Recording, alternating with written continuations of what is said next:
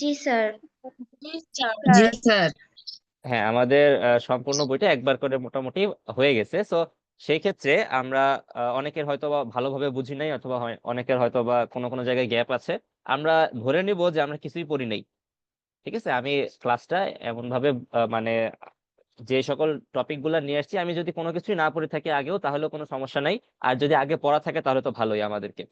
আচ্ছা, তো এই চ্যাপ্টারে কি কি পড়বো, চ্যাপ্টারে পড়লে কি কি আছে এটা তো আমরা জানি। তারপরে একটু দেখি যে চ্যাপ্টারে আমাদের কি কি আছে। আমাদের এই চ্যাপ্টারে এই পরমাণুর গঠন, এই যে অধ্যায়টা, এই অধ্যায়ে ফার্স্ট অফ অল আমাদের পরমাণুর ধারণা বিকাশ, মানে ফার্স্টে পরমাণুটা কিরকম ভাবে আসছে, পরমাণুর ধারণাটা কোথা থেকে আসছে। মানুষজন প্রথমেই তো পরমাণু পরমাণু হিসেবে চেনে নাই। তারা পদার্থকে দেখেছে, তারপরে চিন্তা করতে শুরু করেছে যে পদার্থের ভিতরে কি থাকতে পারে কি না থাকতে পারে। তো সেই যে ধারণাটা, সেই ইতিহাস, সেটা হচ্ছে আমাদের একদম ফার্স্টে 1 থেকে 3 নম্বর পাঠের মধ্যে বলা আছে। এরপর হচ্ছে পরমাণুর গঠন। যখন মানুষ বুঝে গেল যে একটা পদার্থ সেটা পরমাণু দিয়ে গঠিত, তখন তারা পরমাণুর গঠনটা কিরকম সেই বিষয় নিয়ে গবেষণা করা শুরু করলো। তো পরমাণুর গঠন আমরা দেখব, কার মতে পরমাণু কিরকম ভাবে গঠিত হয়েছিল, পরমাণুর ভিতরে কি কি থাকে সেই বিষয়গুলো আমরা জানবো। পারমাণবিক সংখ্যা কাকে বলে, ভর সংখ্যা কাকে বলে, ইলেকট্রন বিন্যাস কিভাবে করতে হয়। তারপরে হচ্ছে কি আইসোটোপ কাকে বলে, আইসোটোপের কাজ কি, আইসোটোপটা কিভাবে গঠিত হয়, আয়ন কিভাবে গঠিত হয়, অ্যানায়ন কি, ক্যাটায়ন কি, এই জিনিসগুলো আমরা এই চ্যাপ্টারে পড়বো। ঠিক আছে, তো এখানে কারো কোনো প্রবলেম নাই। তো এই মেইনলি 4টা পার্ট আমাদের এই চ্যাপ্টারটাকে যদি আমি ভাগ করি, তাহলে মোটামুটি 4টা পার্ট পাওয়া যাবে। প্রথমটা হচ্ছে কি পরমাণু ধারণা বিকাশ, যেটা সেখান থেকে আমরা শুরু করি। So, আমি কথা যদি খুবই জোরে বলি বা আমার কথা যদি বোঝা না যায়, অথবা যদি কারো কিপ আপ করতে অসুবিধা হয়, তাহলে অবশ্যই আমাকে জানাবা, হ্যান্ড রেজ করে অবশ্যই বলবা। বুঝতে পারা গেছে? জি স্যার। ওকে, তাহলে আমরা শুরু করি। জি স্যার। Okay, thank you. তো পরমাণুর ধারণা বিকাশ, পরমাণু কি জিনিস। তো আমরা প্রথমে আসি কোথা থেকে, পদার্থ থেকে। একদম ফার্স্ট আমরা আশেপাশে যত কিছু দেখি সেগুলোকে আমরা একটা নাম দিয়েছি, সেগুলোকে আমরা বলি পদার্থ। আমাদের সামনে যেটা আছে, মনে করো 1 গ্লাস পানি, পানিকে আমরা কি বলি, একটা তরল পদার্থ, যে কোনো একটা পদার্থ। আমাদের সামনে আছে ধরো একটা ইট, ইটকে আমরা বলি কঠিন পদার্থ। তো খুবই বিভিন্ন বিভিন্ন রকমের আমাদের পদার্থ আমাদের চারপাশে আছে, তাই না? সেই পদার্থগুলোকে মানুষ চিন্তা করলো যে পদার্থগুলো কি দিয়ে গঠিত। তো আগে যখন এই যে ডেমোক্রিটাস যখন এই মতবাদটা দিয়েছে, তারও আগে মানুষজন ভাবতো যে পৃথিবীর সবকিছুই হচ্ছে তোমার 4টা জিনিস দিয়ে তৈরি। কেউ কি জানি আমরা কি কি 4টা জিনিস দিয়ে তৈরি? কোন 4টা জিনিস দিয়ে তৈরি, এটা কি কখনো শুনেছি আমরা কেউ? স্যার। জি না স্যার। শুনি নাই। দেখো তো, আমি স্ক্রিনে 4টা ওয়ার্ড লিখেছি, এগুলা চেনা চেনা লাগে কিনা। এয়ার, ওয়াটার, ফায়ার, আর্থ। ঠিক আছে, যখন এই যে পরমাণুর ধারণা আসলো, তার আগে মানুষজন চিন্তা ভাবনা করতো, মানুষজন ভাবতো যে পৃথিবীতে যা কিছুই আছে সবকিছুই হচ্ছে তোমার এই 4টা জিনিস দিয়ে তৈরি: বাতাস, পানি, মাটি এবং আগুন। সবাই ভাবতো যে পৃথিবীর যত পরমাণুই হোক না কেন, যত পদার্থই হোক না কেন, সেটা তরল হোক, কঠিন হোক, বায়বীয় হোক, যেটাই হোক না কেন, সেটা কিসে তৈরি? তোমার বাতাস, পানি, মাটি এবং আগুন, এই জিনিসগুলো দিয়ে তৈরি। কিন্তু তারপরে আস্তে আস্তে যখন মানুষ লজিক্যালি চিন্তা করা শুরু করলো, তখন ভাবলো যে না, এগুলো দিয়ে তো আসলে সবকিছু তৈরি হতে পারে না। তো সর্বপ্রথম সর্বপ্রথম আমাদের এই মতবাদটা দিলেন কে? গ্রিক দার্শনিক ডেমোক্রিটাস। তো গ্রিক একজন দার্শনিক, তার নাম হচ্ছে কি ডেমোক্রিটাস। উনি কত সালে? প্রায় খ্রিস্টপূর্ব 400 অব্দে। খ্রিস্টপূর্বাব্দ তো আমরা জানি, তাই না? খ্রিস্টপূর্ব মানে কি, যীশু খ্রিস্টের জন্মেরও 400 বছর আগে, বা খ্রিস্টপূর্ব 400 অব্দে তিনি সর্বপ্রথম বললেন যে না, আমার এই পদার্থগুলো এই জিনিসগুলো দিয়ে তৈরি না। আমার সব পদার্থই কি তোমার ক্ষুদ্র ক্ষুদ্র কিছু কণা দিয়ে তৈরি। সেটা যে পদার্থই হোক না কেন, পানিকে যদি আমি ভাঙি তাহলে কিছু ক্ষুদ্র ক্ষুদ্র কণা পাওয়া যাবে, যদি আমি ইটকে ভাঙি কিছু ক্ষুদ্র ক্ষুদ্র কণা পাওয়া যাবে, যদি এমনকি আমি এই আগুন বা মাটিকেও যদি ভাঙি, সেই ক্ষেত্রেও কি আমার ছোট ছোট ক্ষুদ্র ক্ষুদ্র কিছু কণা পাওয়া যাবে। তো এই যে ডেমোক্রিটাস এই কণা নিয়ে একটা মতবাদ প্রকাশ করলেন, সবার সামনে বললেন যে না, এই সবকিছু এই 4টা জিনিস দিয়ে তৈরি না, বরং এগুলো কি সব ক্ষুদ্র ক্ষুদ্র কণা দিয়ে তৈরি। তো এই যে ডেমোক্রিটাসের যে এই যে তোমার কণাগুলোর কথা চিন্তা করলেন, এই কণাগুলোকে তিনি ভাবলেন যে আমি যদি পদার্থকে ভাঙতে থাকি, ভাঙতে ভাঙতে একটা অবিভাজ্য একটা জায়গায় চলে যাবে, যে সেটাকে আর ভাঙা যাবে না। ভাঙতে শুরু করলে এক সময় কি হবে, এমন একটা কণা পাওয়া যাবে যেই কণাটাকে আর ভাঙা যাবে না, এমন একটা অবিভাজ্য কণা পাওয়া যাবে। তো এই অবিভাজ্য কণার নাম দিলেন কি তিনি? পরমাণু বা অ্যাটম। এই অবিভাজ্য যে কণাটা, যেই কণা দিয়ে সকল পদার্থ গঠিত, উনি তার এই মতবাদে তার নাম দিলেন কি? পরমাণু বা অ্যাটম। তো অ্যাটম শব্দটা কোথা থেকে এসেছে এমসিকিউ তে যদি আমাকে জানতে চাই, কিংবা 1 নম্বরের জন্য জানতে চাই যে অ্যাটম শব্দটি কোথা থেকে এসেছে, অ্যাটম শব্দটি এসেছে কোথা থেকে? গ্রিক শব্দ অ্যাটোমস থেকে। অ্যাটোমস হচ্ছে একটা গ্রিক শব্দ, গ্রিক ওয়ার্ড, আর অ্যাটম হচ্ছে কি একটা ইংলিশ ওয়ার্ড। ঠিক আছে, তো এই ইংলিশের অনেক তোমার ওয়ার্ডই দেখবা যে গ্রিক অথবা ল্যাটিন থেকে নেওয়া। তো অ্যাটম সেরকমই একটা শব্দ যে এসেছে কোথা থেকে? অ্যাটোমস থেকে। অ্যাটোমস থেকে এসেছে গ্রিক। আর অ্যাটোমস শব্দের অর্থ কি? অবিভাজ্য। অবিভাজ্য। Thank you. অ্যাটমস শব্দের অর্থ হচ্ছে অবিভাজ্য। তাহলে এই যে পরমাণুর ধারণা নিয়ে প্রথম ধারণা দিলেন কে পরমাণু সম্পর্কে? পরমাণু সম্পর্কে আমাদের প্রথম ধারণা দিলেন গ্রিক দার্শনিক ডেমোক্রিটাস। কত সালে? খ্রিস্টপূর্ব 400 অব্দে তিনি বললেন যে সব পদার্থ কিছু ক্ষুদ্র ক্ষুদ্র কণা নিয়ে গঠিত, যে কণাগুলোকে আর ভাঙা যায় না, যে কণাগুলো হচ্ছে কি অবিভাজ্য। তো তোমার বিভিন্ন রকম দার্শনিক, তোমার যেমন তখনকার খুবই ফেমাস কিছু দার্শনিক, যেমন প্লেটো, অ্যারিস্টটল, নাম তো শুনেছি আমরা সবাই, তাই না? তো প্লেটো, অ্যারিস্টটল তারা বললেন যে না, এই ক্ষুদ্র ক্ষুদ্র কণা এগুলো দিয়ে পদার্থ গঠিত না। তো অ্যারিস্টটল উনি আরেকটা মতবাদ দিলেন। অ্যারিস্টটল কি মতবাদ দিলেন? তিনি বললেন যে পদার্থ সমূহ নিরবিচ্ছিন্ন। পদার্থ সমূহ নিরবিচ্ছিন্ন। নিরবিচ্ছিন্ন মানে কি? নিরবিচ্ছিন্ন মানে হচ্ছে সেটাকে, কোনো কিছুকে যদি আমি ভাঙতে থাকি সেটা ইনফিনিটলি ভাঙতেই থাকবে। সেটাকে আমি কি হবে, তোমার যদি আমি ভাঙতে থাকি, ভাঙতে ভাঙতে মানে কোনো একটা জায়গায় গিয়ে থেমে যাবে না, যে যেটার পরে আর কোনো কিছু ভাঙা পসিবল না। সেটা ভাঙতেই থাকবে, ভাঙতেই থাকবে, ভাঙতেই থাকবে। যেমন আমি যদি পানিকে ভাঙতে থাকি, সেটা শুধুমাত্র পানিই পাওয়া যাবে এবং ইনফিনিট টাইম পর্যন্ত। আমি যদি সময়ের শেষ পর্যন্ত ভাঙতে থাকি, সেটা শুধু ভাঙতেই থাকবে। কিন্তু এটা তো আসল আমাদের ঘটনা না। ডেমোক্রিটাস যেটা বললেন যে আমাদের কি হচ্ছিল, একটা পদার্থকে ভাঙলে একটা অবিভাজ্য কণা পাওয়া যাবে, যে কণার নাম হচ্ছে পরমাণু বা অ্যাটম। এটার সাথে দ্বিমত করলেন কারা কারা? প্লেটো, অ্যারিস্টটল, এরা দ্বিমত করলেন। অ্যারিস্টটল বললেন যে না, পদার্থ হচ্ছে কি নিরবিচ্ছিন্ন, এটাকে ভাঙতে থাকলে ইনফিনিট টাইম পর্যন্ত ভাঙা যাবে। কিন্তু এগুলো কোনো কিছুই কিন্তু আমাদের সাইন্টিফিক কোনো ব্যাখ্যা না। কারণ কোন একটা যদি বৈজ্ঞানিক ব্যাখ্যা হতে হয়, কোন একটা জিনিসকে যদি আমাকে বৈজ্ঞানিক ভাবে সঠিক হতে হয়, সাইন্টিফিক্যালি যদি কারেক্ট হতে হয়, সেই ক্ষেত্রে সেটা কি হতে হয় জানো? এক্সপেরিমেন্ট বা কোনো একটা পরীক্ষালব্ধ জ্ঞান হতে হয়। বিজ্ঞান, বিজ্ঞান শব্দের অর্থ কি? বিশেষ জ্ঞান, তাই না? এটা আসছে কোথা থেকে? তোমার পরীক্ষালব্ধ জ্ঞান থেকে, যে কোনো একটা এক্সপেরিমেন্ট করা হবে, কোনো কিছু একটা তোমার পরীক্ষণ হবে, সে তারপরে সেখান থেকে আমরা তথ্য উপাত্ত বিশ্লেষণ করব, বিশ্লেষণ করার পরে যেটা পাবো সেটাকে আমরা বিশ্বাস করব। যে কেউ একজন একটা মতবাদ দিয়ে দিলেন, সেটাকে আমরা বিশ্বাস করব না। তো যত সময় গেল, আস্তে আস্তে সময়ের সাথে সাথে বিজ্ঞানী জন ডাল্টন, কোন দেশের বিজ্ঞানী জানি ইংল্যান্ডের। আমরা? ইংল্যান্ডের বিজ্ঞানী, ইংরেজ বিজ্ঞানী। ইংরেজ বিজ্ঞানী আমাদেরকে, নাম কি? John Dalton. উনি করলেন কি, উনি হচ্ছে তোমার গবেষণাগারে, ল্যাবে এই পরমাণু সম্পর্কে বা তোমার পদার্থ নিয়ে গবেষণা করতে করতে উনি মতবাদ দিলেন যে পদার্থগুলোকে যদি আমি ভাঙতে থাকি, যেই পদার্থই ভাঙি না কেন, এমন একটা মৌলিক কণা পাওয়া যাবে, এমন একটা ক্ষুদ্রতম কণা পাওয়া যাবে যেটা সব পদার্থের মধ্যেই আছে।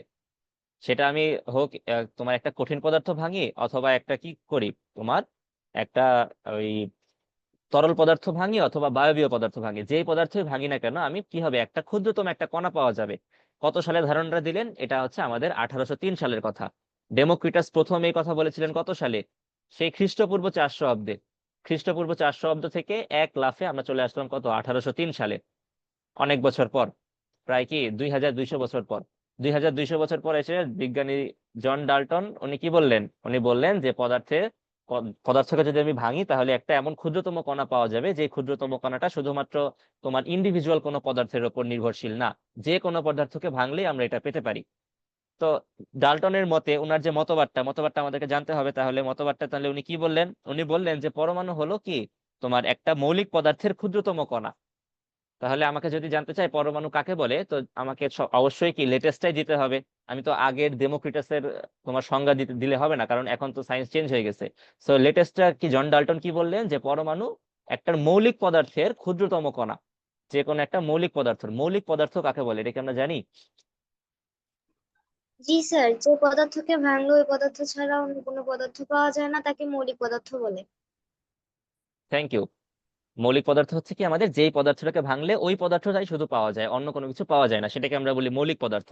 তো মৌলিক পদার্থ কেন বলা হলো? কারণ যদি যৌগিক পদার্থ হতো, তাহলে তো সেটাকে ভাঙলে কিছু মৌলিক পদার্থ আগে পাওয়া যেত, তারপরে আরো কিছু ভাঙলে সেটাকে তোমার একটা ক্ষুদ্রতম কণা পাওয়া পসিবল।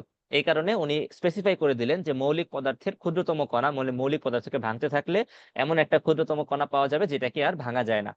ওনার কথা আর ডেমোক্রিটাসের কথা কিন্তু মিলে গেল।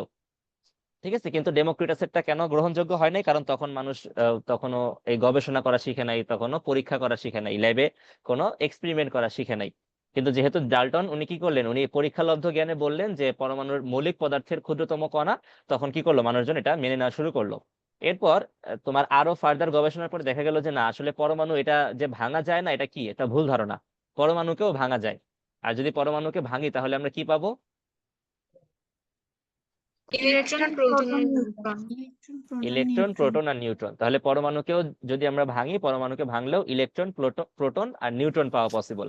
ঠিক আছে, এটা কি তোমার জন ডাল্টন উনি তখনও আবিষ্কার করতে পারেন নাই, ওনার পরবর্তীতে আরো ইলেকট্রন একজন আবিষ্কার করেছেন, প্রোটন একজন আবিষ্কার করেছেন, নিউট্রন একজন আবিষ্কার করেছেন। বিভিন্ন বিজ্ঞানী এইরকম এক একটা ধাপ আবিষ্কার করে মানুষের জন্য কি ইজিয়ার করে দিচ্ছেন। আচ্ছা, তো এরপর এই যে পরমাণু যখন আহ, ঠিক হয়ে গেল যে না, পরমাণু বলে কিছু একটা আছে, কিন্তু এবং এরপরে আরো গবেষণার ফলে যখন তোমার সবাই জেনে গেল যে পরমাণুকেও ভাঙা যায়, পরমাণুকেও ভাঙলে কি পাওয়া যায়, ইলেকট্রন পাওয়া যায়, প্রোটন পাওয়া যায়, নিউট্রন পাওয়া যায়। যখন এই রকম একটা ধারণা মানুষের মাঝে চলে আসলো, তখন সব বিজ্ঞানীরা কি চেষ্টা করলেন যে পরমাণুটা দেখতে কি রকম। পরমাণুটাকে যদি আমি ভাঙি তাহলে তো ইলেকট্রন প্রোটন পাওয়া যাচ্ছে, কিন্তু ইলেকট্রন কোথায় থাকে, প্রোটন কোথায় থাকে, নিউট্রন কোথায় থাকে, এইটা একটা মডেল আকারে প্রকাশ করার জন্য চেষ্টা করলেন। তো এই মডেল প্রকাশ করার জন্য তো সবার প্রথমে যে মডেলটা প্রকাশ করেছিলেন তার নাম হচ্ছে থমসন, যেটা আমাদের বইয়ে নাই। আমাদের বইয়ে থমসনের মডেল সম্পর্কে কোনো কিছু লেখা নাই। কিন্তু সবার আগে চেষ্টা করেছিলেন তার নাম হচ্ছে বিজ্ঞানী জে জে থমসন, যিনি ইলেকট্রন আবিষ্কার করেছিলেন। তিনি প্রথম একটা মডেল দিয়েছেন, কিন্তু সেই মডেলটা মানুষজন অ্যাকসেপ্ট করে নাই। কিন্তু কারটা অ্যাকসেপ্ট করলো, অ্যাকসেপ্ট করেছেন রাদারফোর্ডের, বিজ্ঞানী আর্নেস্ট রাদারফোর্ড। উনি কি করলেন, উনি হচ্ছে একটা গবেষণা করতেছিলেন, একটা পরীক্ষা করলেন। পরীক্ষাটার নাম আছে একটা খুবই গুরুগম্ভীর নাম, আলফা পার্টিকেল স্ক্যাটারিং এক্সপেরিমেন্ট। সেই পরীক্ষা করার পরে তিনি আবিষ্কার করলেন যে পরমাণুর মডেলটা আসলে কিরকম হতে পারে। উনি পরমাণুর মডেল সম্পর্কে আমাদেরকে একটা ধারণা দিলেন। উনি কি বললেন, উনি বললেন যে আমার এই পরমাণুর ধনাত্মক আধান ও ভর একটি ক্ষুদ্র জায়গায় আবদ্ধ আছে। প্রথম কথাটাই কি, ওনার প্রথম কথাটাই হচ্ছে পরমাণুর ধনাত্মক আধান ও ভর একটি ক্ষুদ্র জায়গায় আবদ্ধ আছে। তাহলে পরমাণুর মধ্যে এই যে ইলেকট্রন আছে, প্রোটন আছে, নিউট্রন আছে, এর মধ্যে কোনটা আধান যুক্ত, কোনটা আধান ছাড়া, এটা কি আমরা জানি? জি স্যার। কোনটা জি আধান যুক্ত? স্যার প্রোটন জি স্যার যুক্ত স্যার। আচ্ছা, প্রোটনের আধানটা কি রকম, ধনাত্মক না ঋণাত্মক? ধনাত্মক প্রোটনের আধান হচ্ছে ধনাত্মক, পজিটিভ। আর ইলেকট্রনের আধানটা কিরকম? ঋণাত্মক। Negative very good.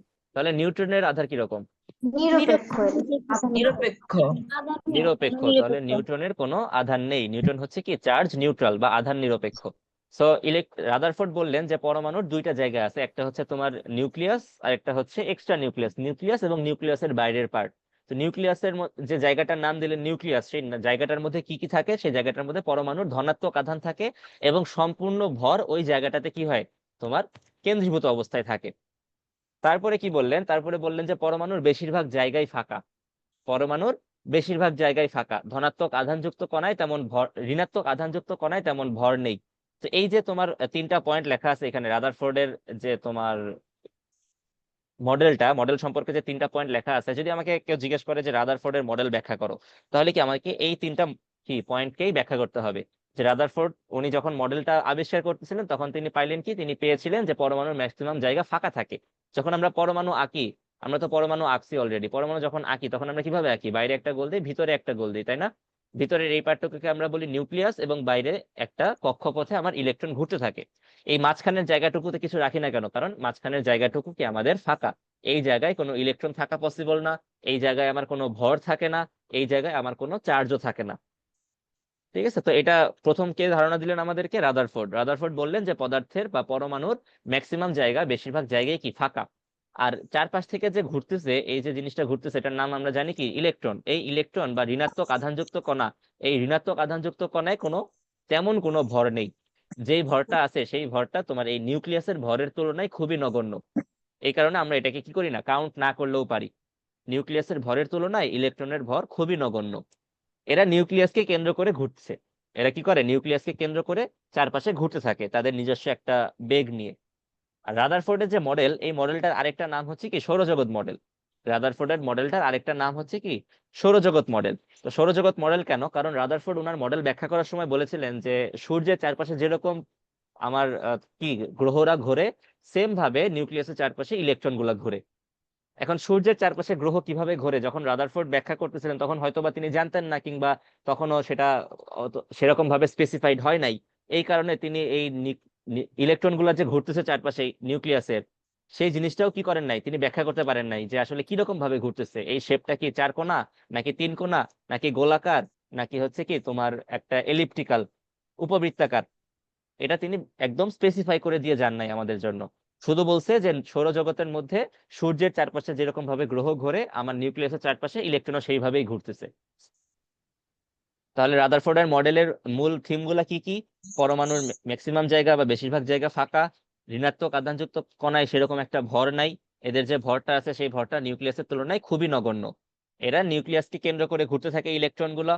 আর রাদারফোর্ডের যে মডেলটা, এই ঘোরার যে পথটা, এই পথটা হচ্ছে সৌরজগতের মতো, সৌরজগতে গ্রহগুলো যেভাবে ঘোরে আমার এই ইলেকট্রন গুলো সেম ভাবেই ঘুরতেছে। নিউক্লিয়াস জিনিসটা কি? নিউক্লিয়াসটা হচ্ছে পরমাণুর মাঝখানে একটা ক্ষুদ্র জায়গা, যে জায়গাটাতে আমার পরমাণু যতগুলো ধনাত্মক আধান ছিল, যতটুকু ভর আছে, সম্পূর্ণ এক জায়গায় কেন্দ্রীভূত অবস্থায় আছে। ঠিক আছে, রাদারফোর্ডের মডেল কি আমরা সবাই বুঝি? জি স্যার। জি ওকে, স্যার। ওকে, সো সবাই আমরা রাদারফোর্ডের মডেল সম্পর্কে আমাদের কারো কোনো প্রশ্ন নাই। তো বোরের মতে, তো রাদারফোর্ড যখন এই তোমার মডেলটা দিল, এই মডেলটা দেওয়ার পরে, এটার মডেলটা কত সালে দিয়েছে রাদারফোর্ড জানি আমরা? 1803 সালে। না, না, রাদারফোর্ডের এই যে মডেলটা, এটা হচ্ছে 1911 সালে, 1911, 1911 সালে রাদারফোর্ড এই মডেলটা দেন। ঠিক আছে, তো রাদারফোর্ডের এই যে মডেলটা দিলেন, রাদারফোর্ডের মডেল দেওয়ার পরে সাথে সাথে বিজ্ঞানীরা গবেষণা করা শুরু করলেন যে ওনার মডেল ঠিক আছে কিনা। তো দেখলেন যে ওনার মডেলে বেশ কিছু জায়গায় কিছু ভুল আছে। কি কি ভুল আছে? যেমন আমাদের সামনে একটা ভুল আছে যে সৌরজগতের মতো ঘুরতেছে। তো সৌরজগতের যে গ্রহগুলো আছে সেই গ্রহদের তো কোনো চার্জ নাই। আমার গ্রহ হচ্ছে কি চার্জ নিউট্রাল, কিন্তু আমাদের যে এই পরমাণুর মধ্যে যে ইলেকট্রন আর প্রোটন আছে, সেই ইলেকট্রন প্রোটনের কি দুইটারই চার্জ আছে। ইলেকট্রনের চার্জ হচ্ছে কি, আমাদের ইলেকট্রনের চার্জ হচ্ছে নেগেটিভ, আমার প্রোটনের চার্জ হচ্ছে পজিটিভ। তাহলে একটা চার্জ যুক্ত বস্তু আর একটা চার্জহীন বস্তু, এদের মধ্যে তুলনা করা তো আমার ঠিক না। এদের মধ্যে যদি আমি তুলনা করি, এই তুলনা তো এক্স্যাক্টলি অ্যাকুরেট হবে এটা তো আমি বলতে পারি না। সো এটা কি, এটা একটা ভুল। এরপরে তোমার উনি যে বললেন যে তোমার চারপাশে ঘুরতেছে, কিভাবে ঘুরতেছে, এই যে কোন জায়গায় ঘুরতেছে, এই শেপটা ঠিক করে বলে দিতে পারেন নাই, এটা একটা ভুল। তো এই যে ভুলগুলো আছে, এই ভুলগুলা শুধরানোর জন্য, ভুলগুলা ঠিক করার জন্য, তো উনার গবেষণাগারে কাজ করতেন আরেকজন বিজ্ঞানী, নাম হচ্ছে নিলস বোর। তো নিলস বোর তিনি হচ্ছে গবেষণা শুরু করলেন যে তার যে টিচার বা তার যে স্যার, সে যে ভুলটা করেছে সেই ভুলটা আমি শুধরাবো, ঠিক করব। ঠিক করার জন্য নিলস বোর গবেষণা শুরু করলেন। তো উনি বেশ কিছু থিওরির হেল্প নিলেন। থিওরির হেল্প নিয়ে উনি বললেন যে না, এই রাদারফোর্ডের মডেলের মধ্যে কিছু ভুল আছে। রাদারফোর্ডের যে ঋণাত্মক আধানযুক্ত কণাগুলো ছিল, যেগুলোর নাম হচ্ছে ইলেকট্রন, সেই ইলেকট্রন গুলো যে কোনো জায়গায় ঘুরতে পারে না। এদের ঘোরার জন্য কি হবে, একটা নির্দিষ্ট কক্ষপথ লাগবে। ঘোরার জন্য কি করতে হবে, একটা নির্দিষ্ট কক্ষপথ লাগবে, একটা নির্দিষ্ট শক্তির কক্ষপথেই তারা ঘুরবে। কোন একটা নির্দিষ্ট শক্তির কক্ষপথ ছাড়া এরা কি ঘোরা পসিবল না। তো এটা কে বললেন? এটা বললেন আমাদের বিজ্ঞানী নিলস বোর। এটা কত সালে? এটা হচ্ছে তোমার এই যে রাদারফোর্ড যে সালে, যে বছর বললেন তার 2 বছর পর, মাত্র 2 বছরের মাথায় এই সব ভুলগুলো ঠিক করে তিনি আবার নতুন করে একটা মডেল দিলেন, যেটার নাম হচ্ছে কি বোরের অ্যাটমিক মডেল বা বোরের মডেল বলা হয়। এই বোরের মডেলই আমরা এখনো পর্যন্ত ফলো করে আসতেছি। ঠিক আছে, সো ইতিহাস এই পর্যন্ত আমরা ইতিহাস জানলাম ম্যাক্সিমামটাই। আর কিছু কিছু জিনিস জানলাম যে পরমাণুর ভিতরে তিনটা জিনিস থাকে, ইলেকট্রন প্রোটন নিউট্রন থাকে, যার মধ্যে নিউট্রন হচ্ছে আমাদের নিরপেক্ষ বস্তু, পদার্থ বা কণা। তার ইলেকট্রন হচ্ছে কি ঋণাত্মক চার্জ যুক্ত, ঋণাত্মক আধানযুক্ত, এবং প্রোটন হচ্ছে ধনাত্মক আধানযুক্ত। ঠিক আছে, ওকে। তো এই পর্যন্ত যদি আমরা জানি, এখন একটা পরমাণুর গঠন আমরা ইজিলি ব্যাখ্যা করতে পারবো যে পরমাণুর গঠনটা দেখতে কিরকম, পরমাণুটা দেখতে কিরকম। কারণ আমি অলরেডি জানি যে একটা মাঝখানে একটা জায়গা থাকবে, যে জায়গায় একটা কি থাকবে, নিউক্লিয়াস থাকবে। নিউক্লিয়াসের ভিতরে ধনাত্মক তোমার প্রোটন থাকবে, ঋণাত্মক ইলেকট্রন থাকবে। আর এটার বাইরে কি থাকবে? এটার বাইরে এটার বাইরে ইলেকট্রন গুলো ঘুরতে থাকবে, ইলেকট্রন গুলো ঘুরতে থাকবে, এবং কি কোথায়, একটা নির্দিষ্ট কক্ষপথে ঘুরবে, একটা নির্দিষ্ট কক্ষপথে ঘুরবে। এই যে এখানে তোমার 5টা বা 6টা লাইন লেখা আছে, যদি আমাকে পরমাণুর গঠন ব্যাখ্যা করতে বলে, এই লাইনগুলো যদি আমি সিরিয়ালি লিখে ফেলি, সিরিয়ালি লিখতে হবে না, মানে এই লাইনগুলোই যদি আমি নিজের ভাষায় লিখি, এগুলোই কি আমাদের পরমাণুর গঠন। ঠিক আছে, সবাই একটু দেখো তো, এই যে 5-6টা লাইন লেখা আছে, এটা কি আমরা সবাই জানি কিনা?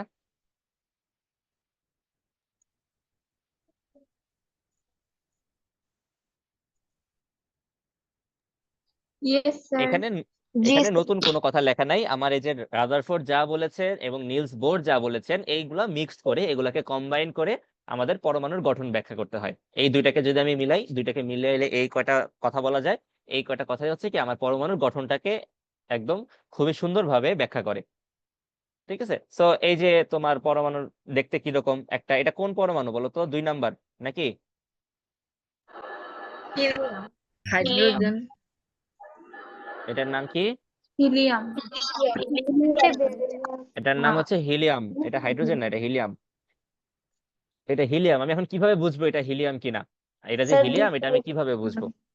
ইলেকট্রন সংখ্যা দেখে। ইলেকট্রন আছে স্যার। ইলেকট্রন সংখ্যা দেখে? Sir, proton সংখ্যা দেখে।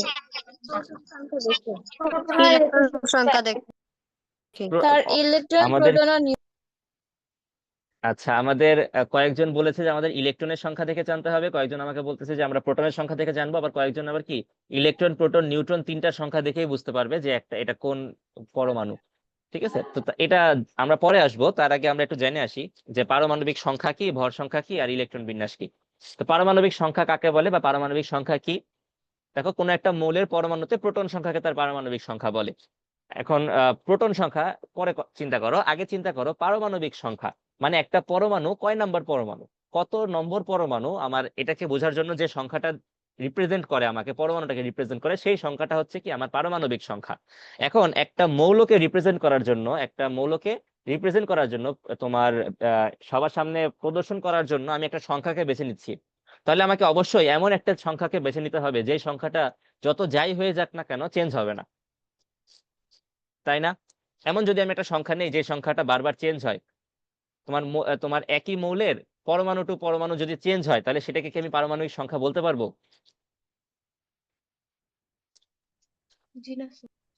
কি বললাম আমি আরেকবার বলি, আমি কথাটা আবার বলি, অনেকে হয়তো বা ধরতে পারি নাই। যে আমাকে পারমাণবিক সংখ্যা কি এমন একটা সংখ্যা যেটা কোনো একটা মৌলের পরমাণুকে রিপ্রেজেন্ট করে, তাই তো নাকি? Yes, sir. হ্যাঁ, এমন জি একটা স্যার। সংখ্যা যে সংখ্যাটা কি কোনো একটা মৌলের একটা পরমাণুকে রিপ্রেজেন্ট করে। তো এই সংখ্যাটা এটা যদি বারবার চেঞ্জ হয়, এমন একটা সংখ্যা আমি নিলাম যে সংখ্যাটা চেঞ্জ করা পসিবল, তাহলে সেটা দিয়ে কি আমি পারফেক্টলি রিপ্রেজেন্ট করতে পারবো? না স্যার। না, sir. না স্যার। আচ্ছা, তো এটা তো তোমার ভুল হবে, তাই না? কারণ আমি যখন মনে করো 2, আমি বললাম যে আমার হাইড্রোজেনের পারমাণবিক সংখ্যা 2, কোনো কারণে বললাম, কিন্তু আমি হাইড্রোজেন থেকে তোমার একটা নিউট্রন বাড়িয়ে দিলাম, কিংবা ধরো আমি ভর সংখ্যা দিয়ে বলতেছি, ঠিক আছে, ভর সংখ্যা দিয়ে বলতেছি, আমি বলতেছি ভর সংখ্যা। তো হিলিয়ামের ভর সংখ্যা হচ্ছে 4, কোনো কারণে যদি এখানে একটা নিউট্রন আমি অ্যাড করি, কিংবা এখান থেকে যদি কোনো কারণে একটা নিউট্রন বের হয়ে চলে যায়, তাহলে তো সেটার ভর সংখ্যা চেঞ্জ হয়ে যাবে। তাহলে ভর সংখ্যা চেঞ্জ হয়ে গেলে তো সেই সংখ্যা দিয়ে আমি আর সেটাকে রিপ্রেজেন্ট করতে পারবো না। আবার ইলেকট্রন সংখ্যা চিন্তা করো, আমি ধরলাম যে আমি ইলেকট্রন সংখ্যা দিয়ে এখন পরমাণুকে রিপ্রেজেন্ট করব। তাহলে ইলেকট্রন আয়ন তো গঠন হতে পারে, ইলেকট্রন আমি দিতেও পারি, সেখান থেকে ইলেকট্রন বেরও করে নিয়ে আসতে পারি। তাহলে ইলেকট্রন সংখ্যা যদি চেঞ্জ হয়ে যায়, তাহলে তো এই সংখ্যাটাই চেঞ্জ হয়ে গেল, তাহলে তো আমি রিপ্রেজেন্ট করতে পারতেছি না। তো সেই ক্ষেত্রে আমাকে এমন একটা সংখ্যা চুজ করতে হবে যে সংখ্যাটা কখনোই কি হবে না, চেঞ্জ হবে না, যদি না ওই মৌলটা চেঞ্জ না হয়। মৌল চেঞ্জ না করতে চাইলে ওই সংখ্যাটা কখনোই চেঞ্জ হবে না, এরকম একটা সংখ্যা কি আমাদের প্রোটন সংখ্যা। এরকম একটা সংখ্যা হচ্ছে কি আমাদের প্রোটন সংখ্যা। ঠিক আছে, কারণ প্রোটন হচ্ছে আমাদের একটা পরমাণুর সিঙ্গেল কি একটা ইউনিক বৈশিষ্ট্য, একটা একক বৈশিষ্ট্য। অনেক সময় জানতে চাই যে আমার একটা পরমাণুর একক বৈশিষ্ট্য কোনটা বা ইউনিক বৈশিষ্ট্য কোনটা, সেটা হচ্ছে আমাদের প্রোটন। প্রোটন সংখ্যা, একটা মৌল যদি মৌল থাকতে হয়, যেমন হাইড্রোজেনকে যদি হাইড্রোজেন থাকতে হয়, হিলিয়ামকে যদি হিলিয়াম থাকতে হয়, তারপরে কি লিথিয়ামকে যদি লিথিয়াম রাখতে হয়, তাহলে আমার প্রোটন সংখ্যা চেঞ্জ করা যাবে না। প্রোটন সংখ্যা যদি চেঞ্জ হয়ে যায়, আমার কি মৌলটাই চেঞ্জ হয়ে যাবে। প্রোটন যদি একটা কম বেশি হয়ে যায়, আমার সেটার পুরোপুরি ধর্মটাই চেঞ্জ হয়ে যাবে। যেই কারণে পারমাণবিক সংখ্যা হিসেবে রিপ্রেজেন্ট করার জন্য আমরা কাকে বেছে নিয়েছি? আমরা বেছে নিয়েছি প্রোটন সংখ্যাকে। তাহলে এখানে আমাকে কি দেখতে হবে? এখানে আমাকে দেখতে হবে প্রোটন কয়টা আছে। এই জায়গায় আমাকে দেখতে হবে কি প্রোটন কয়টা আছে, কয়টা প্রোটন আছে সেটার উপর ডিপেন্ড করে আমার এটা কোন পরমাণু। এখন আমি যদি এই কালো কালো জিনিসগুলোকে বলি এক একটা প্রোটন, এটাকে যদি আমি প্রোটন বলি, তাহলে প্রোটন কয়টা আছে বলো তো? দুইটা। প্রোটন আছে 2টা। তাহলে এটা পারমাণবিক সংখ্যা কত? দুই। 2। দুই। তাহলে এটা পারমাণবিক সংখ্যা হচ্ছে আমাদের 2। হ্যাঁ রাহি, কি প্রবলেম? স্যার, স্যার শোনা যাচ্ছে? হ্যাঁ বলো, শোনা যাচ্ছে তোমার। স্যার নিউট্রন কেন নিরপেক্ষ? নিউটন কেন নিরপেক্ষ? জি স্যার। আচ্ছা, নিউটন তোমার এটা যে নিউটনের গঠনের উপর ডিপেন্ড করে, ইলেকট্রন, প্রোটন, নিউটন, এই তিনটার মধ্যে ইলেকট্রন ছাড়া বাকি দুইটা, যে প্রোটন আর নিউটন, এই দুইটা আরো বিভিন্ন জিনিস দিয়ে গঠিত। এটাকে আরো ভাঙলে আরো ছোট ছোট কণা পাওয়া যায়, যেগুলোকে আমরা বলি কোয়ার্ক। অত তো ডিটেলস আমরা পড়ি না, কিন্তু এটাকে ভাঙলেও আরো অনেক কিছু পাওয়া যায়, সেইগুলোর বৈশিষ্ট্যের উপর ডিপেন্ড করে। তোমার ইলেকট্রন, সেটা তোমার একটা চার্জ আছে, সেটার ভিতরে একটা আধান আছে, সেটা যদি একটা তোমার সমধর্মী আধান পায়, তাকে আকর্ষণ বা বিকর্ষণ করতে পারে। প্রোটন সেম, তার মধ্যেও একটা আধান আছে, কিন্তু নিউটনের ভিতরে কোনো আধান নাই। নিউটন যে জিনিসগুলো দিয়ে গঠিত, সেটার কাউকে আকর্ষণ বা বিকর্ষণ করতে পারে না। এই কারণে নিউটনকে আমরা বলি নিরপেক্ষ। এটা তার বৈশিষ্ট্য, ধর্ম। চার্জ চার্জ কেন হয় এটা ব্যাখ্যা করা যায় না। চার্জ হচ্ছে কি একটা পদার্থের বা একটা কণার বা একটা পরমাণুর বৈশিষ্ট্য, ঠিক আছে, ধর্ম। তো নিউটনের এই আকর্ষণ বা বিকর্ষণের তোমার ধর্মটা নাই। এর ভিতরে কোনো তড়িৎচুম্বকীয় বলে আকর্ষণ বা বিকর্ষণ করার ক্ষমতাটা নাই নিউটনের ভিতর। এই কারণে এটা হচ্ছে নিরপেক্ষ। বুঝতে পারছো? স্যার জি স্যার। ওকে,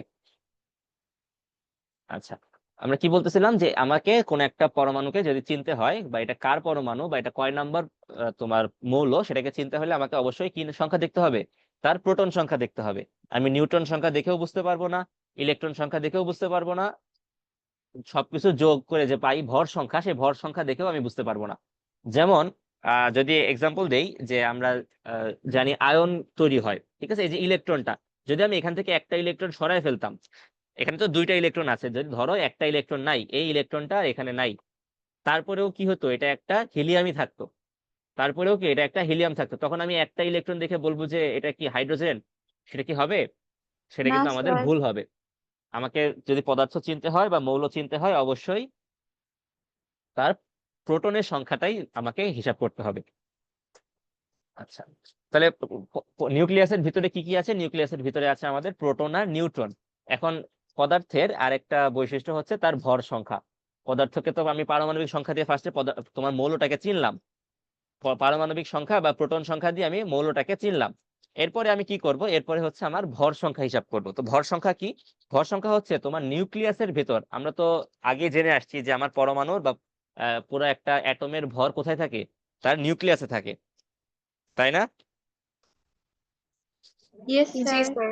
আমরা জানি যে আমার একটা পরমাণুর সম্পূর্ণ ভর কোথায় থাকে? নিউক্লিয়াসে থাকে। নিউক্লিয়াসের তুলনায় ইলেকট্রনের ভরটা খুবই নগণ্য, এই কারণে ইলেকট্রনের ভর আমরা হিসাবও করি না।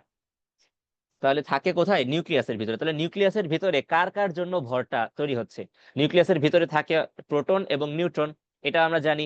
আবার নিউক্লিয়াসের ভিতরেই যত ভর, তত সম্পূর্ণ ভরটুকু কেন্দ্রীভূত অবস্থায় আছে। তাহলে আমি বলতে পারি যে আমার নিউট্রন আর প্রোটনের যে ভর, এর কারণেই কি হয়, আমার পুরা নিউক্লিয়াস বা পুরা মৌলের ভরটা ডিপেন্ড করে। আমার সম্পূর্ণ মৌলের ভর ডিপেন্ড করে কার উপর? কতগুলা নিউক্লিয়াস, মানে নিউক্লিয়াসের ভিতরে কতগুলা প্রোটন আছে, কতগুলা নিউট্রন আছে, কতগুলা প্রোটন আছে, কতগুলা নিউট্রন আছে। এই যে তোমার হিসাবটা, এই হিসাবের উপর ডিপেন্ড করে আমার এই পরমাণুর ভর কত হবে বা এই মৌলের ভর কত হবে। ঠিক আছে, তো অ্যাকচুয়াল ভর সেটা আমরা তোমার প্রত্যেকটা প্রোটনের ভর যোগ বা নিউট্রনের ভর যোগ করে করে করে করে বের করতে পারি, অসুবিধা নেই। কিন্তু সেই ভরটা খুবই খুবই খুবই ছোট। একটা নিউক্লিয়াসের ভিতরে একটা প্রোটনের ভর কত, এটা কি আমরা জানি? অ্যাকচুয়াল ভর, আসলে প্রোটনের ভর কত? না কেউ কি স্যার। জানি আমরা? আমরা না কেউ জানি না না। স্যার।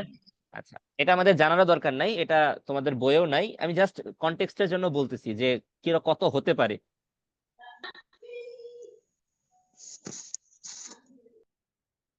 দেখো তো সংখ্যাটা দেখা যাচ্ছে কিনা, 1.67 × 10⁻⁻27। আমরা কি বুঝি 10⁻⁻27 মানে কত ছোট? 10-এর ওপর যত বড় সংখ্যা দিব, 2, 3, 4, 5, 102, 1000, 10,000 এরকম ভাবে বাড়বে। সেম ভাবে যদি নেগেটিভ দেই তাহলে কমতে থাকে। তাহলে 1.67 × 10⁻10 পরে মানে কয়টা? 27টা শূন্য। এই সংখ্যাটা দিয়ে যদি আমি ভাগ করি 1.67 কে, যতটুকু হবে সেটা হচ্ছে একটা প্রোটনের ভর। এত কেজি, এত কেজি, এটা হচ্ছে আমার একটা প্রোটনের ভর। সো কি, প্রোটনের ভরটা কিন্তু খুবই ছোট। এত কেজি আমার একটা প্রোটনের ভর, এটা কি খুবই খুবই খুবই ছোট একটা সংখ্যা। হ্যাঁ ইসরাফিল, বলো। স্যার প্রোটনের ভর এটা কে বের করছিল? প্রোটনের ভর কে বের করছিল? এটা খুবই ইন্টারেস্টিং একটা কোয়েশ্চেন। আমিও এক্স্যাক্টলি জানি না প্রোটনের ভরটা কে বের করছিল। কেউ এভাবে মেপে বের করে নাই যে তোমার একটা দাঁড়িপাল্লা নিয়ে আসছে, দাঁড়িপাল্লা নিয়ে এসে মাপছে যে প্রোটনের ভর কত। এভাবে বের করা পসিবল না। ঠিক আছে, এগুলো স্যার তোমার এটা কি ক্যালকুলেশন, আনুমানিক থিওরিটিক্যাল হিসেব করছে? ক্যালকুলেশন। হ্যাঁ, এটা আনুমানিক হিসাব করা হয়েছে, এটা তোমার থিওরিটিক্যাল ক্যালকুলেশন। এটা তোমার দেখা গেছে যে এর বৈশিষ্ট্য মানে তোমার বিশ্লেষণ করে দেখা গেছে যে এটার ভর এত হতে পারে, আরো কমও হইতে পারে, অ্যাকচুয়ালি আরো কমও হইতে পারে, বা অল্প একটু এদিক সেদিক হইতে পারে। ঠিক আছে, এটা তোমার এটা হিসাবকৃত ভর, এটা তোমার পরিমাপকৃত ভর না। ঠিক আছে, এত ছোট ভর এটা মাপা যায় না, এটা পরিমাপকৃত না, এটা হিসাবকৃত ভর। তাহলে কিসের কেজির কথা বলা হয়েছে? হ্যাঁ, স্ক্রিনে যে কেজি লেখা ছিল ওটা কিসের? আমি হঠাৎ করে বের হয়ে গেছিল। আচ্ছা আচ্ছা, এটা হচ্ছে প্রোটনের ভর। এটা হচ্ছে আমাদের একটা একটা প্রোটনের ভর। ঠিক আছে, একটা প্রোটন এতটুকু ওজন একটা প্রোটনের, যেটাকে আমরা বুঝি। তো এই যে সংখ্যাটা, এটা কি খুবই ক্ষুদ্র ক্ষুদ্র সংখ্যা না? এই সংখ্যা দিয়ে যদি আমি দৈনন্দিন হিসাব নিকাশ করি, আমি যদি এখন বলতে চাই একটা তোমার হাইড্রোজেন পরমাণুর ভর হচ্ছে গিয়া তোমার 1.673 × 10⁻⁻27, আমার তো অনেক কষ্ট হয়ে যাবে। আমার হিসাব নিকাশে কি হবে, ঝামেলা হবে, হিসাব নিকাশ আমি সহজে করতে পারবো না। তো সহজে হিসাব নিকাশের জন্য আমরা কি করি, আমার একটা আপেক্ষিক ভর চিন্তা করি। আমরা কি করি, একটা আপেক্ষিক সংখ্যা ধরে নেই, যে সংখ্যা আমার একটা ভরকে রিপ্রেজেন্ট করে। এক্স্যাক্টলি ভর বোঝায় না, কিন্তু ভরকে রিপ্রেজেন্ট করে। এখন ভরকে রিপ্রেজেন্ট করার জন্য কি কি কণা ছিল, আমার প্রোটন এবং নিউট্রন, এই দুইটা যত বেশি থাকবে তার ভরও তত বেশি হবে। এই কারণে আমরা একটা আপেক্ষিক ভর চিন্তা করি, যেটাকে আমরা বলি ভর সংখ্যা, যেটা হচ্ছে একটা নিউক্লিয়াসে প্রোটন আর নিউট্রন কয়টা করে আছে সেটার সংখ্যা। তাহলে একটা নিউক্লিয়াসে যদি দুইটা প্রোটন থাকে আর দুইটা নিউট্রন থাকে, তাহলে তার ভর সংখ্যা হবে কত? এই প্রোটন আর নিউট্রন সংখ্যার সমষ্টি। তাহলে 2 + 2 4। ঠিক আছে, সেম ভাবে যদি একটা তোমার নিউক্লিয়াসে 11টা প্রোটন থাকে, 12টা নিউট্রন থাকে, তাহলে তার ভর সংখ্যা হবে 23। 23। বুঝতে পারছি? তাহলে এই যে আমার পরমাণুটা ছিল, এই পরমাণুর ভর সংখ্যা কত? 4। আর এটার ভর সংখ্যা হচ্ছে 4। এটার ভর সংখ্যা 4। ঠিক আছে, তো এখন ভর সংখ্যা আমার এই যে বললাম যে নিউট্রন যদি কম বেশি হয়, তাহলে সেই ক্ষেত্রে আমার কি ভর সংখ্যা কম বেশি হয়ে যাবে। তাহলে ভর সংখ্যা দিয়ে কি আমি বুঝতে পারবো যে এটা হিলিয়ামই নাকি অন্য কোনো কিছু? এটা তো আমার কাছে বোঝা পসিবল না। এটা আমার কাছে কি বোঝা অ্যাকুরেট হবে না, ভুলও হইতে পারে, কারণ ভর সংখ্যা 4 অন্য যে কারোর ভর সংখ্যা 4 হতে পারে। অন্য আরেকজনেরও কি হতে পারে, ভর সংখ্যা 4 হতেই পারে। সামনে আমরা দেখবো যখন আইসোটোপ পড়বো। ঠিক আছে, তো এই কারণে একটা মাত্র ইউনিক বৈশিষ্ট্য বা একটা মাত্র একক বৈশিষ্ট্য হচ্ছে আমাদের প্রোটন। আচ্ছা, এটা হচ্ছে আমাদের ভর সংখ্যা গেল। এখন এই যে এখানে একটা লাইন লেখা আছে, পারমাণবিক সংখ্যা ইকুয়ালস টু প্রোটন সংখ্যা ইকুয়ালস টু ইলেকট্রন সংখ্যা। এটা কারণটা কি, কেউ কি বলতে পারবো? তো সবগুলো পারমাণবিক হ্যাঁ, আচ্ছা, সবগুলো সমান কখন থাকে? একটি পরমাণুর ভর হচ্ছে প্রোটন সংখ্যা হচ্ছে তার পারমাণবিক সংখ্যা, আর ইলেকট্রন সংখ্যা প্রোটন সংখ্যা এতটাই মূলত যতটা থাকে বাইরে ঠিক ততটা ইলেকট্রন সংখ্যা থাকে। আচ্ছা, ভিতরে যতগুলা প্রোটন থাকে বাইরে ঠিক ততগুলা ইলেকট্রন থাকে। আচ্ছা, এটার কারণটা কি, বা এটা আমি বুঝলাম কিভাবে যে সেম সংখ্যক ইলেকট্রন আছে? এটা আমার বোঝার উপায়টা কি? আমার বোঝার উপায় হচ্ছে, আমার একটা পরমাণু, যদি আমি একটা সিঙ্গেল অ্যাটম নেই বা একটা পরমাণু নেই, তাহলে আমি সেটার এরপরে ওই যে জিজ্ঞেস প্রশ্ন করেছিল না যে নিউটন নিরপেক্ষ কেন, সেম ভাবে আমি যদি এটার তোমার তড়িৎ বৈশিষ্ট্য ব্যাখ্যা দেখি, যে এটার তড়িৎ বৈশিষ্ট্য কিরকম, এটা কি তোমার পজিটিভ কে আকর্ষণ করতেছে নাকি বিকর্ষণ করতেছে নাকি তোমার কিছু কিছু করতেছে না, যদি আমি এটা হিসাব নিকাশ করি, এটাকে যদি আমি এক্সপেরিমেন্ট করি, তাহলে দেখবো যে একটা অ্যাটম বা একটা পরমাণু এটা কি আমার সাধারণত তড়িৎ নিরপেক্ষ। এটা একটা আধান নিরপেক্ষ, একটা পরমাণুর কোনো আধান থাকে না। একটা পরমাণুর তার কোনো কি থাকে না, তার কোনো আধান থাকে না। একটা সিঙ্গেল পরমাণু যদি আমি নেই, সে কাউকে কি করবে না, তড়িৎ চুম্বকীয় বলে আকর্ষণও করবে না, কাউকে তড়িৎ চুম্বকীয় বলে বিকর্ষণও করবে না। তাহলে সেখান থেকে আমি বুঝতে পারি একটা পরমাণু কি, সে হচ্ছে নিরপেক্ষ। পরমাণু অলওয়েজ নিরপেক্ষ। আচ্ছা, পরমাণু যদি নিরপেক্ষ হয়, এখন আমার এই যে কেন্দ্রের বা নিউক্লিয়াসের ভিতরে যে প্রোটন গুলো আছে, সেই সংখ্যা তো চেঞ্জ করা পসিবল না, কারণ প্রোটন তো খুবই শক্তভাবে লাগানো থাকে নিউক্লিয়াসের ভিতরে। প্রোটন আর নিউট্রন খুবই একটা বিশাল বলে জোড়া লাগে থাকে। এই বলটার নাম কি আমরা কেউ জানি? স্যার আকর্ষণ বল। কি বল? স্যার আকর্ষণ বল। হ্যাঁ, এই আকর্ষণ বলের একটা নাম আছে, এই নামটা আমরা হয়তো বা জানি না। ঠিক আছে, এই যে মহাকর্ষ আকর্ষণ। এই নিউট্রন এবং প্রোটন এরা একটা খুব একটা মৌলিক বলে আকর্ষিত থাকে। মৌলিক বল সম্পর্কে হয়তোবা তোমরা পড়ো নাই ফিজিক্সে, এটা তোমার 9-10-এ উঠলেই আমরা পড়বো মৌলিক বল কি জিনিস। তো একটা মৌলিক বলে তারা আকর্ষিত থাকে, সেই মৌলিক বলটার নাম হচ্ছে সবল নিউক্লিয় বল। এই যে নিউক্লিয়াস আছে না, নিউক্লিয়াস থেকে নিউক্লিয়, সবল নিউক্লিয় বল। তো সবল নিউক্লিয় বলে তোমার প্রোটন আর নিউট্রন একে অপরকে ধরে রাখে। সবল নিউক্লিয় বলে প্রোটন আর নিউট্রন কি করে, একে অপরকে ধরে রাখে। তাহলে প্রোটন তো আমি সেখান থেকে টেনে বের করতে পারতেছি না, তাহলে প্রোটন সংখ্যা আমার ফিক্স থাকতেছে। তাহলে এই যে তোমার নিউক্লিয়াসটা আছে বা এই যে অ্যাটমটা আছে, এটাকে স্টেবল করার জন্য বা এটাকে নিরপেক্ষ করার জন্য আমার কি করতে হবে, এই যে মাঝখানে যে ধনাত্মক চার্জ গুলো আছে, প্রোটনের চার্জ তো ধনাত্মক, আমরা তো জানি যে প্রোটন, এই যে প্রোটন দুইটা, এই প্রোটন দুইটা তো ধনাত্মক চার্জে চার্জিত, এটার চার্জও পজিটিভ, এটার চার্জও পজিটিভ। তাহলে আমাকে কি করতে হবে, আর এই পুরোটা হচ্ছে নেগেটিভ, মানে সরি নিউট্রাল, এই পুরোটা হচ্ছে কি আমার নিউট্রাল। বা নিউট্রাল মানে কি, নিউট্রাল মানে হচ্ছে আমাদের আধান শূন্য, পুরোটার আধান হচ্ছে আমাদের শূন্য। এখন আমরা একটু কিছু হালকা ম্যাথমেটিক্স করি, এখানে একটু কিছু ম্যাথ করি যে আমার দুইটা ধনাত্মক চার্জ আছে, আমার দুইটা ধনাত্মক চার্জ আছে, প্লাস কিছু সংখ্যক ইলেকট্রন আছে, কতগুলা ইলেকট্রন আছে আমি জানি না, কিছু সংখ্যক ইলেকট্রন আছে, যার ফলে এই যে ধনাত্মক চার্জ আর ইলেকট্রনের চার্জ হচ্ছে কি আমাদের ঋণাত্মক, প্রোটনের চার্জ হচ্ছে আমাদের ধনাত্মক আর ইলেকট্রনের চার্জ হচ্ছে ঋণাত্মক। তাহলে একটা ধনাত্মক চার্জ আর একটা ঋণাত্মক চার্জে কি করবে, প্লাসে মাইনাসে কাটাকাটি হয়ে যাবে, পজিটিভ এবং নেগেটিভ কি হবে, তোমার একটা একটাকে ক্যান্সেল আউট করবে, প্লাস এবং মাইনাস একটা আরেকটাকে ক্যান্সেল আউট করবে, ক্যান্সেল আউট করে তোমার কি হয়েছে, আধান শূন্য হয়েছে। এটা তো আমি জানি বাই ডিফল্ট যে আমার একটা পরমাণু হচ্ছে কি তোমার আধান নিরপেক্ষ, নিরপেক্ষ মানে হচ্ছে সেটার ভ্যালু হচ্ছে জিরো, চার্জ হচ্ছে জিরো। তাহলে +2 চার্জ আছে, সেটা কোথায়, নিউক্লিয়াসে, আর টোটালটা হচ্ছে জিরো। তাহলে যদি আমি একটু ম্যাথ করি, তাহলে ইলেকট্রন কয়টা থাকতে হবে, দুইটা। ইলেকট্রনের চার্জ হতে হবে আমাদের -2। তাহলে -2 চার্জ হতে হলে আমাকে দুইটা ইলেকট্রন থাকতে হবে। তো এখান থেকে বিজ্ঞানীরা বুঝলেন যে যেহেতু তোমার পুরা পরমাণুটা সেটা হচ্ছে একটা আধান নিরপেক্ষ জিনিস, এবং এটার ভিতরে আমি অলরেডি আগে থেকে জানি যে পজিটিভ চার্জ বলে কিছু একটা আছে মাঝখানে, মাঝখানে ধনাত্মক কিছু একটা আছে, তাহলে অবশ্যই কি তার চারপাশে যে জিনিসগুলো ঘুরতেছে এই জিনিসগুলোকে কি হইতে হবে, নেগেটিভ হইতে হবে। এদের একটা চার্জ থাকতেই হবে, এদের চার্জ থাকতে হবে, এবং এই চার্জটা কি হবে, চার্জটা অবশ্যই নেগেটিভ হইতে হবে। এবং যে কোনো সংখ্যায় থাকলে হবে না, কোন সংখ্যা, ওই যে ভিতরে যে কয়টা ধনাত্মক চার্জ আছে সেই একই সংখ্যক আমার ইলেকট্রন চারপাশে ঘুরতে হবে। তাহলেই কেবলমাত্র কি সম্ভব, এটাকে প্লাস মাইনাস ক্যান্সেল আউট করে টোটাল আধান শূন্য করা পসিবল, বা সম্পূর্ণ আধান নিরপেক্ষ করা সম্ভব।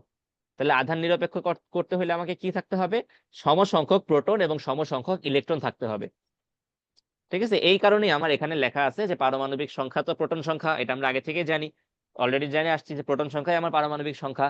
আর প্রোটন সংখ্যা এবং ইলেকট্রন সংখ্যা সবসময় সমান হয় কোথায়, একটা নিরপেক্ষ পরমাণুতে, নিরপেক্ষ পরমাণুতে। পরমাণুতে।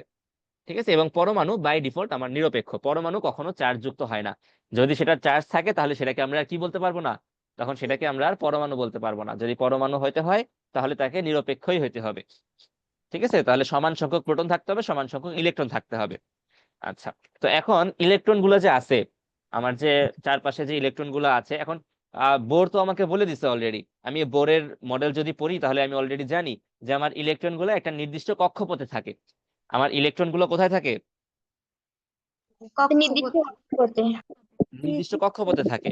তাহলে এই যে কক্ষপথ গুলা, সেই কক্ষপথ গুলাকে এই বোর উনি কি করছেন, এগুলাকে নাম্বারিং করে একদম সুন্দর মতো বলে দিয়েছেন যে সবচেয়ে আমার নিউক্লিয়াসের সবচেয়ে কাছের যে কক্ষপথ থাকে সেটাকে আমরা বলি প্রথম কক্ষপথ, এরপরে তার আস্তে আস্তে যত দূরে যাচ্ছে তত দ্বিতীয়, তৃতীয়, তৃতীয়, আস্তে আস্তে কক্ষপথ বাড়তে থাকে। তো এগুলাকে আমরা 1 2 3 4 নাম্বার দিয়ে কি করি, নেমিং করি। যেমন এটা হচ্ছে কি আমাদের 1 নম্বর কক্ষপথ, কারণ এটা হচ্ছে নিউক্লিয়াসের সবচেয়ে কাছে একটা কক্ষপথ। যদি এরকম মাঝখানে আরেকটা থাকতো, মনে করো এখানে কিছু আছে, তার উপর এবার এখানে কিছু আছে, বাইরে কিছু আছে, তাহলে তখন কি হইতো, এই ভিতরেরটা হয়তো আমার কি একটা 1 নম্বর কক্ষপথ, এই বাইরেরটা হয়তো আমার কি 2 নম্বর কক্ষপথ। তখন এটাকে আমি বলতাম এটার n = 1, n = 1 মানে কি, n ছোট হাতের n দ্বারা তোমার কক্ষপথ বা কি শক্তি স্তর বোঝায়। কক্ষপথ, এই কক্ষপথের আরেকটা নাম আছে, ইংলিশে আমরা এটাকে কি বলি, এটাকে বলি অরবিট। এটাকে আমরা জানি কক্ষপথকে যে আমরা ইংলিশে অরবিট বলি। জি স্যার। তো স্যার। অনেক সময় স্যার। কক্ষপথের বদলে আবার অরবিটও লেখা থাকে। ঠিক আছে, সো অরবিটও লেখা থাকতে পারে। তো এই যে অরবিট বা কক্ষপথ, এদের সংখ্যা কিভাবে করা হয়, নিউক্লিয়াসের সবচেয়ে কাছে যে সে হচ্ছে 1, এরপরে আস্তে আস্তে বাইরে গুলো চলে আসে। তাহলে আমার যদি এখানে 2টা কক্ষপথ থাকতো, তাহলে প্রথমটা 1, এর পরেরটা হচ্ছে 2। এই যে অরবিট বা কক্ষপথ, এগুলার সংখ্যাগুলোকে প্রকাশ করার জন্য একটা ছোট হাতের এন ইউজ করা হয়। ছোট হাতের এন দ্বারা কক্ষপথের সংখ্যা নির্দেশ করে। ঠিক আছে, কক্ষপথের সংখ্যা নির্দেশ করে ছোট হাতের এন দ্বারা। তো এখন একটা কক্ষপথে বোর আমাকে বলে দিছে যে কক্ষপথ ছাড়া অন্য কোনো জায়গায় ইলেকট্রন থাকবে না। কক্ষপথ ছাড়া অন্য কোনো জায়গায় কি হবে না, ইলেকট্রন থাকবে না। যেমন আমি যে তোমার মডেলটা আঁকছি, এই মডেলের মধ্যে কি কক্ষপথ বাদে বাকি কোথাও মাঝখানে ইলেকট্রন ছিল? মাঝখানে না কিন্তু ফাঁকা, স্যার। মাঝখানে কোনো ইলেকট্রন নাই। So, আমার কক্ষপথেই শুধুমাত্র ইলেকট্রন থাকবে, এবং কক্ষপথে ইনফিনিটলি না তোমার ইলেকট্রন থাকতে পারে না, যে অসংখ্য ইলেকট্রন থাকবে এরকম পসিবল না। প্রত্যেকটা কক্ষপথের একটা নির্দিষ্ট ধারণ ক্ষমতা আছে, যে আমার এই কক্ষপথ 1 নম্বর কক্ষপথ, এটা এই কয়টা ইলেকট্রনই ধরতে পারবে। 2 নম্বর কক্ষপথ, এটা নির্দিষ্ট সংখ্যক কিছু ইলেকট্রনই, শুধু কিছু ইলেকট্রনই রাখতে পারবে সে। 3 নম্বর কক্ষপথ, সেটার মধ্যেও কিছু ইলেকট্রন থাকতে পারবে। ঠিক আছে, জি তো এখন আমরা দেখি যে কয়টা ইলেকট্রন থাকতে পারবে। তাহলে আমাকে ফার্স্টে যদি ইলেকট্রন বিন্যাস করতে হয়, ইলেকট্রন বিন্যাস করতে হলে আমাকে জানতে হবে যে কয়টা কক্ষপথ আছে। প্রথম কথা যে কয়টা কক্ষপথ আছে, এবং সেই কক্ষপথগুলোতে কয়টা করে ইলেকট্রন আছে। এই জিনিস আমাদের, এই দুইটা জিনিস আমাকে জানতে হবে, যে কয়টা কক্ষপথ আর কক্ষপথগুলোতে ইলেকট্রন কয়টা।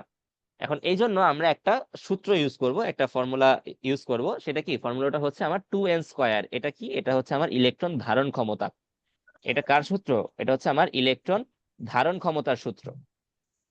কোথায় ইলেকট্রন ধারণ ক্ষমতা? আমার একটা কক্ষপথে।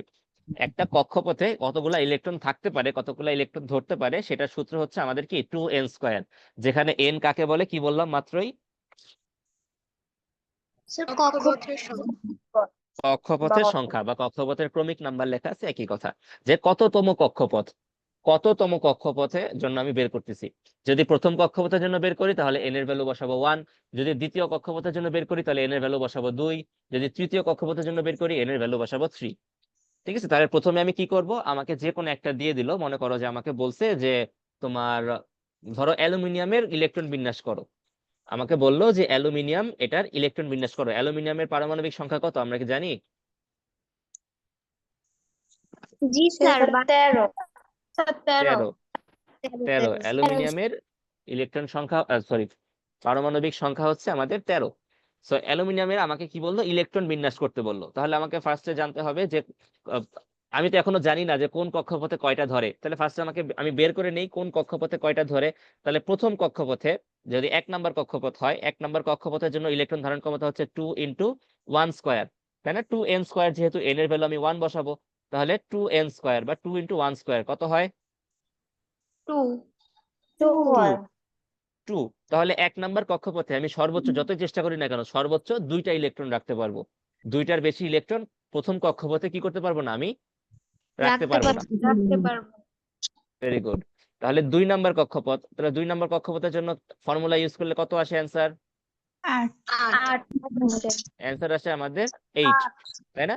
2 × 2² আমাদের আসে 8। তাহলে 2 নাম্বার কক্ষপথে আমাদের ইলেকট্রন ধরবে কয়টা? ইলেকট্রন ধরবে 8টা। 2 নাম্বার কক্ষপথে 8টার বেশি ইলেকট্রন সে রাখতে পারবে না। 2 নাম্বার কক্ষপথে সর্বোচ্চ ইলেকট্রন ধারণ ক্ষমতা হচ্ছে আমাদের 8। এখন 3 নাম্বার ইলেকট্রন, সেই 3 নাম্বার কক্ষপথ, সেই 3 নাম্বার কক্ষপথের জন্য কত হবে? 18 18, 18। তাহলে 3 নাম্বার কক্ষপথে আমার সর্বোচ্চ 18টা ইলেকট্রন ধরতে পারে। তাহলে আমি এখন জেনে ফেললাম যে প্রথম কক্ষপথে 2টা, দ্বিতীয় কক্ষপথে 8টা, তৃতীয় কক্ষপথে আমি 18টা রাখতে পারবো। তাহলে অ্যালুমিনিয়ামের যে 13টা আছে, সেই 13টা অ্যালুমিনিয়ামের 13টাকে আমি এখন কি করি, বসাই। মানে এখানে ইলেকট্রন বিন্যাস সুন্দর মতো করে সাজিয়ে সাজিয়ে লিখি। তাহলে প্রথম কক্ষপথ, 1 নাম্বার কক্ষপথে 2টা ধরতে পারে, আমার 2টার বেশি ইলেকট্রন আছে, তাহলে প্রথম কক্ষপথে আমি 2টা ইলেকট্রন দিয়ে দিলাম। আচ্ছা, এখন ইলেকট্রন বাকি আছে কয়টা? আমার আরো 11টা বাকি আছে। তখন দ্বিতীয় কক্ষপথে তো আমি 11টাকে একসাথে লিখতে পারবো না। দ্বিতীয় কক্ষপথে ধরবে কয়টা? 8 আছে 8টা। 8টা। তাহলে দ্বিতীয় কক্ষপথে আমার ইলেকট্রন সংখ্যা হচ্ছে কত? 8। আচ্ছা, বাকি আছে কত? আরো 3টা বাকি আছে। 3টাকে আমি এখন তৃতীয় কক্ষপথে ইজিলি বসাতে পারবো, কারণ তৃতীয় কক্ষপথের আমার ধারণ ক্ষমতা হচ্ছে 18টা। তো যদি আরো 18টা থাকতো আমি কি করতে পারতাম, তৃতীয় কক্ষপথে বসাতে পারতাম।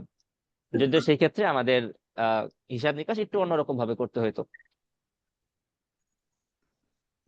তো কক্ষপথের আরেকটা নাম কি দেখো, লাস্টে লেখা আছে, কক্ষপথের অপর নাম কি? শক্তি স্তর। শক্তি স্তর শক্তি স্তর। শক্তি স্তর। কক্ষপথকে কেন শক্তি স্তর বলা হয় আমরা কি জানি? কেন এটার নাম শক্তি স্তর? স্যার ইলেকট্রন থাকে দেখে। কি দেখে? তার মানে বললাম ইলেকট্রন থাকে এই জন্য বুঝি নাই, কেউ একজন অ্যান্সার দিছো? ইলেকট্রন থাকে এই জন্য না, এক্স্যাক্টলি অনেকটা কাছাকাছি। যে ইলেকট্রন যে থাকে, ইলেকট্রনটা একটা ইলেকট্রন যে ঘুরতেছে, ইলেকট্রন কি করতেছে? সে তো স্থির বসে নাই কোনো জায়গায়, সে ঘুরতেছে না, তাহলে তার অবশ্যই একটা কি আছে, শক্তি আছে। কারণ কোনো কিছু যদি গতিশীল থাকে তখন সেটা কি থাকে, গতি শক্তি থাকে। ফিজিক্সের পড়া, যে কোনো কিছু যদি গতিশীল অবস্থায় থাকে তখন তার কি হয়, তার মধ্যে একটা শক্তি থাকে। তো একটা ইলেকট্রন ঘুরতেছে, তার অবশ্যই শক্তি আছে। কি কি শক্তি আছে আমি যদি হিসাব করি, তার অনেকগুলো শক্তি আছে। তার মধ্যে গতি শক্তি আছে, সে নিজের আবার ঘুরতেছে, তার তার মধ্যে ঘূর্ণন শক্তি আছে। তারপরে সে তোমার একটা যে কি পজিটিভ এবং নেগেটিভ এর কারণে আকর্ষণ বলে আকর্ষিত অবস্থায় আছে, এই আকর্ষণের কারণে একটা শক্তি আছে। তো তার মধ্যে কি অনেক রকম শক্তি আছে একটা ইলেকট্রনের মধ্যে। এই ইলেকট্রনের শক্তিটা এটা তোমার ফিক্সড। যখন সে একটা কক্ষপথে থাকবে তখন এই শক্তিটা কি হবে, ফিক্সড থাকবে। এই শক্তিটা কম বেশি হবে না, শক্তিটা বাড়বেও না, শক্তিটা কমবেও না। এবং এই শক্তিটা যেহেতু তোমার এই কক্ষপথের উপর ডিপেন্ড করে, মানে কোন কক্ষপথে আছে সেটার উপর ডিপেন্ড করে শক্তি কি কম আছে নাকি বেশি আছে, এটা আমরা বুঝি। এই কারণে কক্ষপথকে আমরা শক্তি স্তরও বলে থাকি অনেক সময়। যে ইলেকট্রনের শক্তি এটা কি কম নাকি বেশি, যত বেশি কক্ষপথ হবে তত বেশি শক্তি হবে ইলেকট্রনের, যত কম কক্ষপথ তত কম শক্তি। এই কারণে এটাকে অনেক সময় শক্তি স্তরও বলা হয়। আর অরবিট তো আছেই। ঠিক আছে, তোমাদের বইয়ে একটা ছক আছে এরকম দেখতে, আমরা কি দেখছি? জি স্যার। জি স্যার। জি স্যার। আচ্ছা, এটা কি অ্যান্সার করতে পারবো? জি স্যার। জি স্যার। জি স্যার। ওকে, তাহলে একটু আহ তাড়াতাড়ি করে ফেলি। প্রথমটা আছে হাইড্রোজেন। হাইড্রোজেনের প্রতীক কি? Sir H. এইচ। প্রতীক হচ্ছে এইচ। আচ্ছা, এটা ইলেকট্রন বিন্যাস। ইলেকট্রন আছে কয়টা? হাইড্রোজেনের পারমাণবিক সংখ্যা যেহেতু একটা, ইলেকট্রন আছেও একটা, তাহলে ইলেকট্রন বিন্যাস হচ্ছে আমাদের এক। আচ্ছা, হিলিয়ামের সংকেত কি? H H E. H E. তাহলে সেটার মধ্যে আছে কয়টা? দুইটা। প্রথম কক্ষপথে দুইটা ধরতে পারে, সো এটার ইলেকট্রন বিন্যাস হচ্ছে দুই। আচ্ছা, লিথিয়াম করে দেওয়া আছে। বেরিলিয়ামের সংকেত কি? পিই। পিই। এটার ইলেকট্রন বিন্যাস কি রকম হবে? দুই দুই দুই। দুই। দুই দুই, very good. Boron? B. B. বলে ফেলো ইলেকট্রন বিন্যাস। এক দুই দুই। Two three. তিন। দুই তিন। কেউ একজন আমাকে বললো এক দুই। এক দুই তো হবে না, কি হবে? দুই তিন, তাই না? দুই পাঁচটা তিন তো, হবে। ইলেকট্রন সংখ্যা 5, তাহলে দুই তিন। আচ্ছা, কার্বন? সি। তিন। সি। সি। দুই চার। ইলেকট্রন বিন্যাস দুই চার। দুই চার। Very good. অক্সিজেন? ও। ও। ও। ও। ইলেকট্রন বিন্যাস দুই ছয়। দুই ছয়। দুই ছয়। আচ্ছা, দুই ছয়। ক্লোরিন তো এফ, দুই সাত। নিয়ন? এন এনি। N E. এন ই তে নিয়ন। এটার ইলেকট্রন বিন্যাস হচ্ছে কি? দুই আট। দুই আট। দুই আচ্ছা, আট। এই যে আটটা যখন ফিল আপ হয়ে গেছে, তার মানে কি আমার দ্বিতীয় কক্ষপথেও আর জায়গা নাই। তো এখন আমাকে কি করতে হবে? তৃতীয় কক্ষপথে যেতে হবে। এই যে সোডিয়াম থেকে আমার তৃতীয় কক্ষপথ শুরু হচ্ছে। তাহলে ম্যাগনেসিয়াম? এমজি। এমজি। ইলেকট্রন বিন্যাস দুই আট আট। আট আট দুই। দুই আট দুই। আচ্ছা, অ্যালুমিনিয়াম? এল। এ এল। কি হবে? দুই আট তিন। দুই আট তিন। Very good. Silicon? S I. S I. এটার কি হবে? দুই আট দুই আট চার। চার। Very good. ফসফরাস? পি। দুই আট দুই আট পাঁচ। Very good. সালফার? দুই আট ছয়। এস। দুই আট ছয়। দুই আট ছয়। এবং আর্গন? এ আট। এ আর। দুই আট দুই আট আট। আট। দুই আট আট। ঠিক আছে, তো আমাদের বইয়ে এই পর্যন্তই দেওয়া আছে। এরপরেও যদি হয় আর্গনের পরে, তখন সেখানে কিন্তু দুই আটের পরে যে 18টা ধরতে পারে, আমরা 18টা কিন্তু আগে ফিল আপ করি না। আমরা কি করি? দুই আট আট, এরপরে এক, আবার এক দুই তিন চার পাঁচ ছয়, এরকম ভাবে চলে আসে। ঠিক আছে, তো সেটা আমাদের খুব বেশি ইম্পর্টেন্ট না। আমরা যখন দরকার হবে তখন আমরা সেই তোমার পরমাণুর ইলেকট্রন বিন্যাস দরকার হলে আমরা জেনে নিব। তো এই পর্যন্ত তোমার এই যে প্রতীক আর পারমাণবিক সংখ্যা, এটা একটু কষ্ট করে আমাদের মনে রাখা উচিত। মনে রাখতেই হবে এরকম কোনো কথা নাই, কিন্তু মনে রাখা উচিত যে 1 থেকে 18 নম্বর পর্যন্ত অ্যাটলিস্ট আমার কোনটা কি মৌল, এবার প্রতীক কি, এটা পারমাণবিক সংখ্যা কত। ঠিক আছে, সবাই আশা করি সবারই মোটামুটি জানা আছে, কারণ সবাই আমরা বলতে পারছি। সো প্রবলেম হওয়ার কথা না। যাদের জানা নাই তারা একটু কষ্ট করে এটাকে কি করব, জেনে নিব। ঠিক আছে, কোনটার প্রতীক কি, কোনটার মূল পারমাণবিক সংখ্যা কত। পারমাণবিক সংখ্যা জানলে আমরা ইলেকট্রন বিন্যাস ইজিলি করতে পারবো। ইলেকট্রন বিন্যাস কি করতে পারবো, ইজিলি করতে পারবো। ওকে, ইলেকট্রন বিন্যাস পর্যন্ত কারো কি কোনো প্রবলেম আছে? না স্যার। নাই। না ওকে, না স্যার। মৌলের ধর্ম ও ইলেকট্রন বিন্যাস সম্পর্কে। এখন ইলেকট্রন বিন্যাস, এই ইলেকট্রন বিন্যাসটা কিরকম হচ্ছে এটার উপর ডিপেন্ড করে আমার মৌলটা কিরকম আচরণ করবে। আমার মৌল কেমন আচরণ করবে সেটা ডিপেন্ড করে কার উপর, তার ইলেকট্রন বিন্যাসের উপর।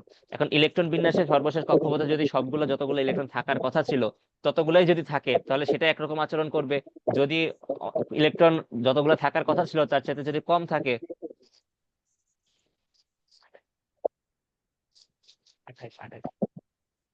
যদি থাকে তোমার যতগুলো থাকার কথা তার সাথে যদি কম থাকে তাহলে সেই ক্ষেত্রে একরকম আচরণ করবে।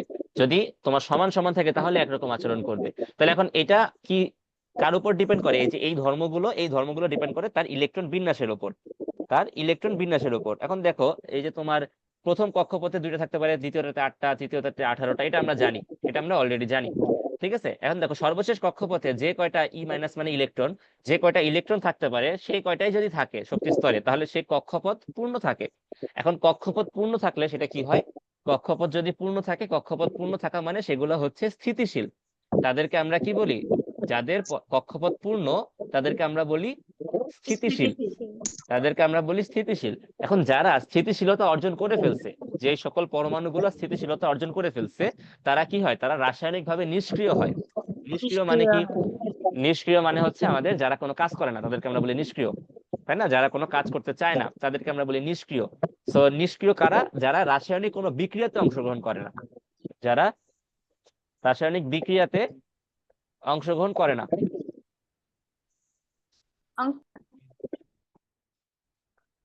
আচ্ছা, তাহলে যারা নিষ্ক্রিয় তারা কি করে না, তারা রাসায়নিক বিক্রিয়াতে অংশগ্রহণ করে না। তো রাসায়নিক বিক্রিয়াতে অংশগ্রহণ করে না কারা, এই যে আমরা যদি আগের এই স্লাইডটাতে ফেরত যাই, এখানে দেখো তো কার কার কক্ষপথ পূর্ণ আছে, যতগুলো থাকার কথা সেগুলো কার কার পূর্ণ আছে।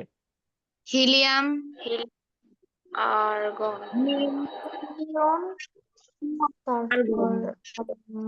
দেখো তো হিলিয়াম, নিয়ন আর আর্গন, এই তিনটাটা খেয়াল করো তো। দেখো তো হিলিয়ামের মানে প্রথম কক্ষপথ ধরতে পারে 2টা ইলেকট্রন, তার 2টাই ফিল আপ আছে। 2 নাম্বারটা কি, নিয়ন, নিয়ন তার দ্বিতীয় কক্ষপথে সর্বোচ্চ ধারণ ক্ষমতা 8টা, তার 8টাই পূর্ণ আছে। আর্গন, আর্গনের তৃতীয় কক্ষপথ, সে তৃতীয় কক্ষপথে যদিও 18টা ধরতে পারে তার মধ্যে 8টা আছে, এটাও হচ্ছে কি তোমার একটা নিষ্ক্রিয় স্টেট। ঠিক আছে, এটা আমরা আর্গনটাকে এইভাবে ব্যাখ্যা করতে পারি না, ওইটাকে তোমার ওই যে আরেকটু অন্যরকম ভাবে ব্যাখ্যা করতে হয়। তো সেটা আমাদের মেইন বিষয় না। হিলিয়াম আর নিয়ন এই দুইটার কথা চিন্তা করলেই হবে ফার্স্টে। দেখো 2টা ধরতে পারে, 2টাই পূর্ণ আছে, 8টা থাকার জায়গা আছে, তার মধ্যে 8টাই আছে। তাহলে সে কি কারো কাছ থেকে ইলেকট্রন নিতে চাবে? না তাকে যদি আমি জোর করেও ইলেকট্রন দেই, সে কি জোর করে হলেও ইলেকট্রন নিবে? না স্যার। ইলেকট্রন নিবে না। তার কাছ থেকে যদি আমি ইলেকট্রন সরায় নিয়ে আসতে চাই, বের করে নিয়ে আসতে চাই, সেই ইলেকট্রন দিতে চাবে? জি না স্যার। জি ইলেকট্রন দিতেও চাবে না। তো যারা এই যে তোমার ইলেকট্রন যতগুলো থাকার কথা ততগুলা পূর্ণ হয়ে গেছে, তখন তারা কি হয়, তারা নিষ্ক্রিয় হয়ে যায়, তারা ইলেকট্রন দিতেও চায় না, তারা ইলেকট্রন নিতেও চায় না, তারা ইলেকট্রন গ্রহণও করে না, বর্জনও করে না। এদেরকে আমরা কি বলি, এদেরকে আমরা বলি নিষ্ক্রিয় গ্যাস। হ্যাঁ, এদেরকে আমরা বলি নিষ্ক্রিয়। এবং এই নিষ্ক্রিয় গুলা ম্যাক্সিমাম টাইমে গ্যাসিয়াস স্টেটে থাকে, এই কারণে মানে বায়বীয় অবস্থায় থাকে, রুম টেম্পারেচারে, এই কারণে এগুলোর নাম হচ্ছে নিষ্ক্রিয় গ্যাস। ঠিক আছে, আমরা কি পর্যায় সারণী দেখেছি? বাসায় আছে কারো পর্যায় সারণী? স্যার মারা স্যার। আছে মানে অন্য বই। আচ্ছা, অনেকের বাসায় আছে, আবার কারো কারো, সবারই তো ফোনে তো অনলাইনে দেখাই যায়।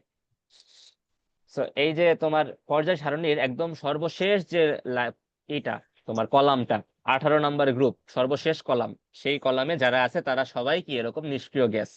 ঠিক আছে, তারা সবাই রাসায়নিকভাবে নিষ্ক্রিয়, তারা কোনো রাসায়নিক বিক্রিয়ায় অংশগ্রহণ করতে চায় না। কারণটা কি, কারণ তাদের যে কক্ষপথটা ছিল সেই কক্ষপথটা পূর্ণ হয়ে গেছে, বা কক্ষপথে যতগুলো থাকলে তারা স্যাটিসফাইড, যতগুলো থাকলে তারা মানে তোমার কি সন্তুষ্ট, স্থিতিশীল, ততগুলো তাদের মধ্যে আছে। ঠিক আছে, এখন যাদের নাই তাদের কি অবস্থা তাহলে? যাদের কম আছে, অনেকে কি কম আছে না, যেমন কি এই যে তোমার হাইড্রোজেন এর তো কম আছে, এর তো 2টা ধরতে পারে, একটা আছে। তারপরে যে তোমার বোরন এর তো এখানে 8টা ধরতে পারে, আছে মাত্র 3টা। অক্সিজেন 8টা ধরতে পারে, আছে মাত্র 6টা। তাহলে এই 3টা বাদে বাকি সবারই কি আছে, লাস্ট মানে সর্বশেষ কক্ষপথে ফাঁকা আছে। যতগুলা ধরতে পারে তার চাইতেও কম সংখ্যক আছে। ঠিক আছে, তার সাথে কি আছে, কম সংখ্যক আছে। তাহলে তারা কি করবে, তারা চাবে যে যাতে আমার সর্বশেষ কক্ষপথটা এরকম হয় যাতে কি হয়, তোমার আর কোনো ইলেকট্রন গ্রহণ করতে না হয়, ইলেকট্রন ত্যাগ করতে না হয়। এরকম একটা অবস্থায় তারা যাতে যেতে চাবে। এর জন্য কি করবে, ইলেকট্রন গ্রহণ করবে অথবা ইলেকট্রন বর্জন করবে। মোহাম্মদ রাফি, বলো। স্যার, তৃতীয় শক্তির স্তরে তো 18টি ইলেকট্রন সর্বোচ্চ থাকতে পারে, তাহলে আর্গন কিভাবে স্থিতিশীল হয়? আচ্ছা, আর্গনের তৃতীয় কক্ষপথে 18টা থাকতে পারে, কিন্তু 8টা থাকলে কিভাবে স্থিতিশীল হয়? এখন দেখো, এই যে তোমার এই 8টা, এটা হচ্ছে কি একটা অষ্টকের সূত্র, এটা একটা সূত্র, একটা নিয়ম আছে অষ্টকের সূত্র। সর্বশেষ কক্ষপথে যদি 8টা ইলেকট্রন থাকে তাহলে সেটা তোমার স্থিতিশীল বলে আমরা বলতে পারি। এখন এটা কেন স্থিতিশীল হয় এটা যদি আমি ব্যাখ্যা করতে যাই তাহলে অনেক বড় হয়ে যাবে। তো এটুকু মনে রাখো যে তোমার একটা নিয়ম আছে, সেটার নাম হচ্ছে কি অষ্টক নিয়ম বা অষ্টকের নিয়ম। অষ্টকের নিয়ম অনুসারে যদি সর্বশেষ কক্ষপথে 8টা ইলেকট্রন থাকলে সে বাই ডিফল্ট কি, নিষ্ক্রিয়। আর্গনের লাস্টে দেখো তো 8টা আছে না ইলেকট্রন সর্বশেষ কক্ষপথে? জি জি স্যার। স্যার। 8টা আছে, তাহলে সে কি, সে তোমার বাই ডিফল্ট সে স্থিতিশীল। ঠিক আছে, কেন স্থিতিশীল হয় চাইলে ব্যাখ্যা করতে পারবো, কিন্তু সেটা ব্যাখ্যা করতে গেলে অনেক টাইম লাগবে। এখন অতটুকু টাইম আমাদের নাই, অলরেডি টাইম শেষ হয়ে যাচ্ছে, শেষের দিকে আছে। ঠিক আছে, আর তোমাদের এইটুকু জানলেই হবে, এর বেশি আপাতত না জানলেও চলবে। আহ রাহি, বলো। স্যার নিষ্ক্রিয় মৌলগুলো কি কখনো সক্রিয় হতে পারবে? খুব ভালো প্রশ্ন। নিষ্ক্রিয় মৌলগুলো কখনো সক্রিয় হতে পারবে কিনা? যতগুলো নিষ্ক্রিয় মৌল আছে তাদের মধ্যে কেউই সাধারণত সক্রিয় হতে চেষ্টা করে না। তবে কিছু কিছু নিষ্ক্রিয় মৌল আছে যারা আন্ডার স্পেশাল সার্কামস্টেন্সেস, কিছু তোমার বিশেষ অবস্থায় সক্রিয় হয়ে যায়। যেমন একটা তোমার মৌল আছে, সেটা হচ্ছে জেনন। নাম শুনছো? জেনন, দেখবা যে 18 নম্বর গ্রুপে 54 নম্বর পরমাণু মৌল, সেটা হচ্ছে জেনন। তো এই যে জেনন, এই জেননটাকে যদি আমি একটু এক্সাইটেড করি, একটু তাপ দেই, একটু শক্তি দেই, এনার্জি দেই, সে তোমার সক্রিয় হয়ে যায়। ঠিক আছে, অন্যগুলো সাধারণত সক্রিয় হইতে চায় না, কিন্তু কিছু কিছু স্পেশাল কন্ডিশন, যেমন যদি আমি অনেক বেশি তাপ দেই অথবা এটার উপর যদি অনেক বেশি শক্তি প্রয়োগ করি, সেখান থেকে অনেক বেশি শক্তি সরায় ফেলি, তখন সেই ক্ষেত্রে তারা সক্রিয় হইতে পারে। ঠিক আছে, সাধারণত তোমার নর্মাল অবস্থায় থাকলে তারা কখনোই সক্রিয় হবে না। ওকে, সুহা। আম, স্যার এখানে হচ্ছে ইলেকট্রন গ্রহণ কিংবা দেওয়ার পর হচ্ছে এখানে মানে এই যে একটা দেখানো আছে না, যে সোডিয়াম আর ফ্লোরিনের, তো হুম ওইটা হুম। আমি আসলে বুঝছি না, মানে কিভাবে লিখতে হয়, লিখতে তো হয় পরীক্ষার সময় তো লিখতে হবে, তো ওটা কি আপনি আচ্ছা আচ্ছা, পরের ক্লাসে বুঝাবেন বা এখনই? পরের ক্লাসে।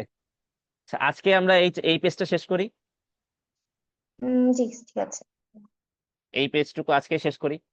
আচ্ছা, দেখো তাহলে যেগুলো নিষ্ক্রিয় তারা তো কোনো ইলেকট্রন গ্রহণও করতেছে না, ইলেকট্রন বর্জনও করতেছে না। কিন্তু যারা নিষ্ক্রিয় এখনো হয়ে সারে নাই, যারা এখনো নিষ্ক্রিয় হয় নাই, তারা তো ইলেকট্রন গ্রহণ অথবা বর্জন করতে পারে। তাদের তো এই যে ফাঁকা জায়গা আছে। যেমন এই যে লিথিয়ামের কথা চিন্তা করো, লিথিয়ামের যদি এই যে একটা ইলেকট্রন কোনোভাবে যদি এই একটা ইলেকট্রন থেকে সে মুক্তি পেতে পারে, এই একটা ইলেকট্রন যদি কাউকে দিয়ে দিতে পারে, তাহলে তো তার সর্বশেষ কক্ষপথ হয়ে যাবে প্রথম কক্ষপথ। এবং প্রথম কক্ষপথে 2টা থাকা মানে কি, সে নিষ্ক্রিয় হয়ে যাবে। আবার সেম ভাবে এই যে তোমার 2 সোডিয়াম, এই যদি একটা ইলেকট্রন কাউকে কি করতে পারে, দিয়ে দিতে পারে, তাহলে কি হয়ে যাবে, তার সর্বশেষ কক্ষপথ হয়ে যাবে 2 নাম্বারটা, 8টা। তাহলে তার সর্বশেষ কক্ষপথে তখন কি হয়ে যাবে, যতটুকু থাকার কথা পূর্ণ হয়ে যাবে, তার মানে সে নিষ্ক্রিয় হয়ে যাবে।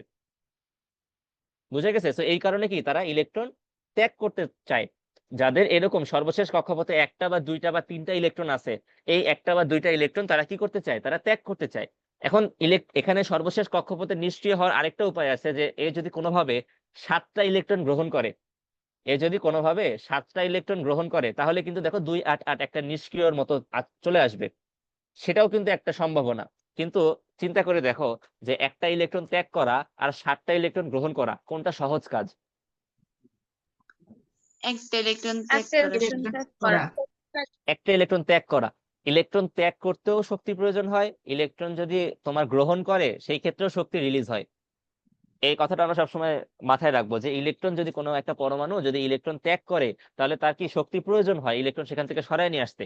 আবার ইলেকট্রন যদি সে গ্রহণও করে তাও কিন্তু তার ভিতর থেকে শক্তি নির্গত হয়। এখন একটা পরমাণু কখনোই চাবে না তার বেশি শক্তি খরচ করতে হোক, এই কারণে সবচেয়ে ইজিয়ার যেটা সেটা করে। এই কারণে যাদের একটা বা দুইটা বা তিনটা আছে তারা ইলেকট্রন দিয়ে দেয়, ইলেকট্রন গ্রহণ করার চাইতে ইলেকট্রন দিয়ে দেওয়া তার জন্য ইজিয়ার। আবার যাদের লাস্ট ছেলে 7টা আছে অলরেডি, সে তো আর চাবে না যে 7টাই দিয়ে দিতে, 7টা দিয়ে দেওয়া তো অনেক কষ্টকর কাজ। এই কারণে এ কি করবে, একটা ইলেকট্রন গ্রহণ করবে, একটা ইলেকট্রন গ্রহণ করে 8টা হয়ে ফিল আপ হয়ে যাবে। নুসরাত বলো।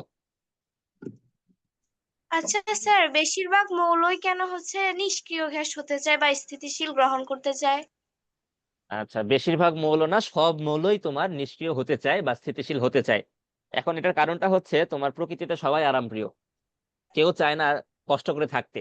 ঠিক আছে, তো ইলেকট্রন গুলো যখন তোমার এরকম ভাবে ইলেকট্রন বিন্যাসের মধ্যে সাজানো অবস্থায় থাকে তখন বললাম তো ইলেকট্রনের কি থাকে, কিছু পরিমাণ শক্তি থাকে, তাই না? ইলেকট্রনের কিছু পরিমাণ শক্তি থাকে। যারা স্থিতিশীল তাদের ইলেকট্রনের শক্তি, তাদের ইলেকট্রন যে জায়গায় ঘুরতেছে সেই জায়গাটার শক্তিটা সবার অন্যদের চাইতে কম। যখন একটা 2 8 8-এ থাকে অথবা 2 7 7-8 7-এ থাকে, ঠিক আছে, 2 8 7 আর 2 8 8 এরকম যখন অবস্থায় থাকে তখন এই জায়গায় যে ইলেকট্রন গুলো আছে তাদের শক্তিটা কি থাকে, তোমার অনেক বেশি থাকে কার কম্পেয়ার টু তোমার নিচেরটা যেটা নিষ্ক্রিয়। সো সবাই চায় কি, চায় তার শক্তিটাকে কমাইতে, যত কম শক্তি খরচ করতে হয় বা যত কম শক্তিতে থাকা যায়, যত আরামে থাকা যায়, এটা সবাই চায়।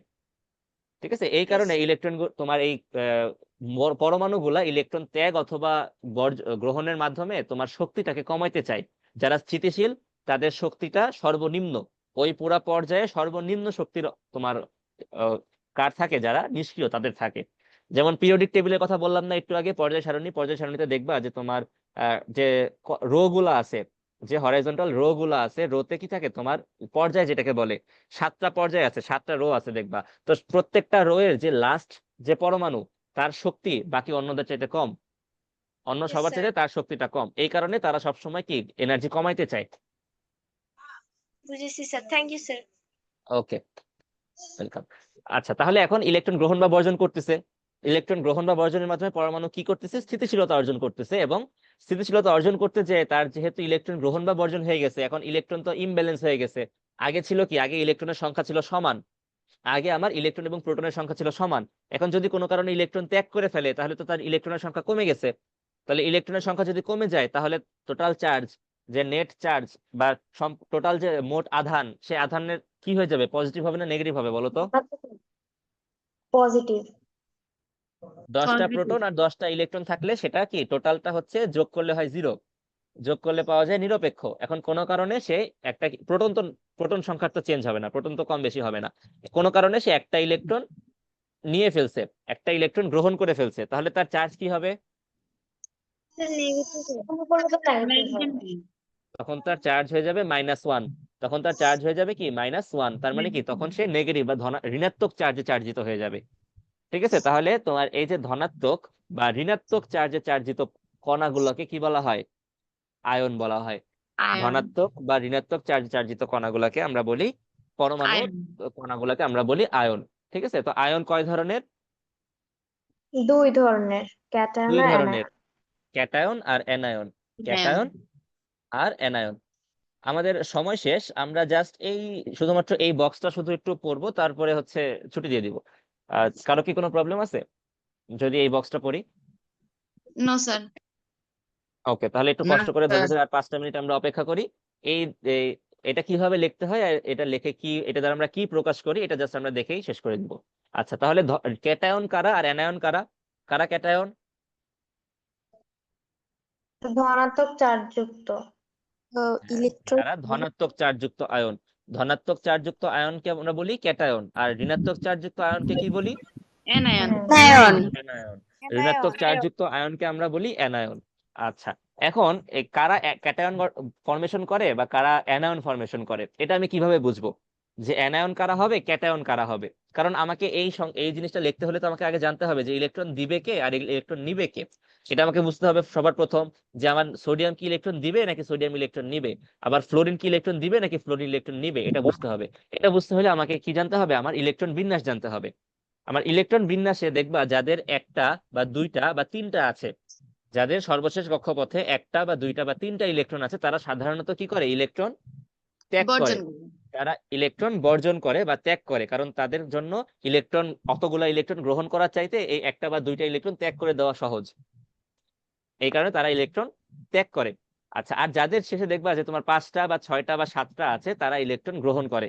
যাদের সর্বশেষ কক্ষপথে যে 5টা 6টা বা 7টা আছে তারা ইলেকট্রন গ্রহণ করে।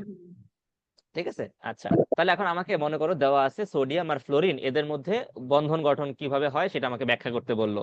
তো সেই ক্ষেত্রে আমি কি করব, ফার্স্টে চিন্তা করব যে সোডিয়াম আছে, সোডিয়ামের হচ্ছে 11 নাম্বার, তাহলে এটার সর্বশেষ কক্ষপথে একটা ইলেকট্রন আছে, আমি এখান থেকে বুঝতে পারতেছি 2 8 1, সো একটা ইলেকট্রন আছে। তাহলে সোডিয়াম কি করবে, ইলেকট্রন বর্জন করবে।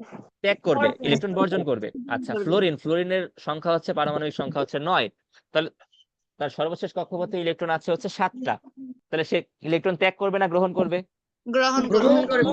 গ্রহণ করবে। সো ফ্লোরিন হবে কি, ফ্লোরিন আমার ফর্মেশন করবে অ্যানায়ন, আর সোডিয়াম করবে আমার ক্যাটায়ন। ঠিক আছে, এখন এটুকু আমি যখন বুঝে ফেললাম তখন এখন আমি লেখা শুরু করি। ঠিক আছে, আমার যে এইভাবে যেভাবে লেখা আছে একদম এক্স্যাক্টলি ভাবেই লিখতে হবে এরকম কোনো কথা নাই।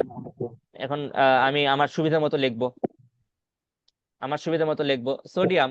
সোডিয়াম আমি কি করব, ইলেকট্রন ত্যাগ করবে, সোডিয়াম ইলেকট্রন ত্যাগ করবে, তাহলে সোডিয়াম থেকে একটা ইলেকট্রন আমি কি করতে পারি, বাদ দিয়ে দিতে পারি।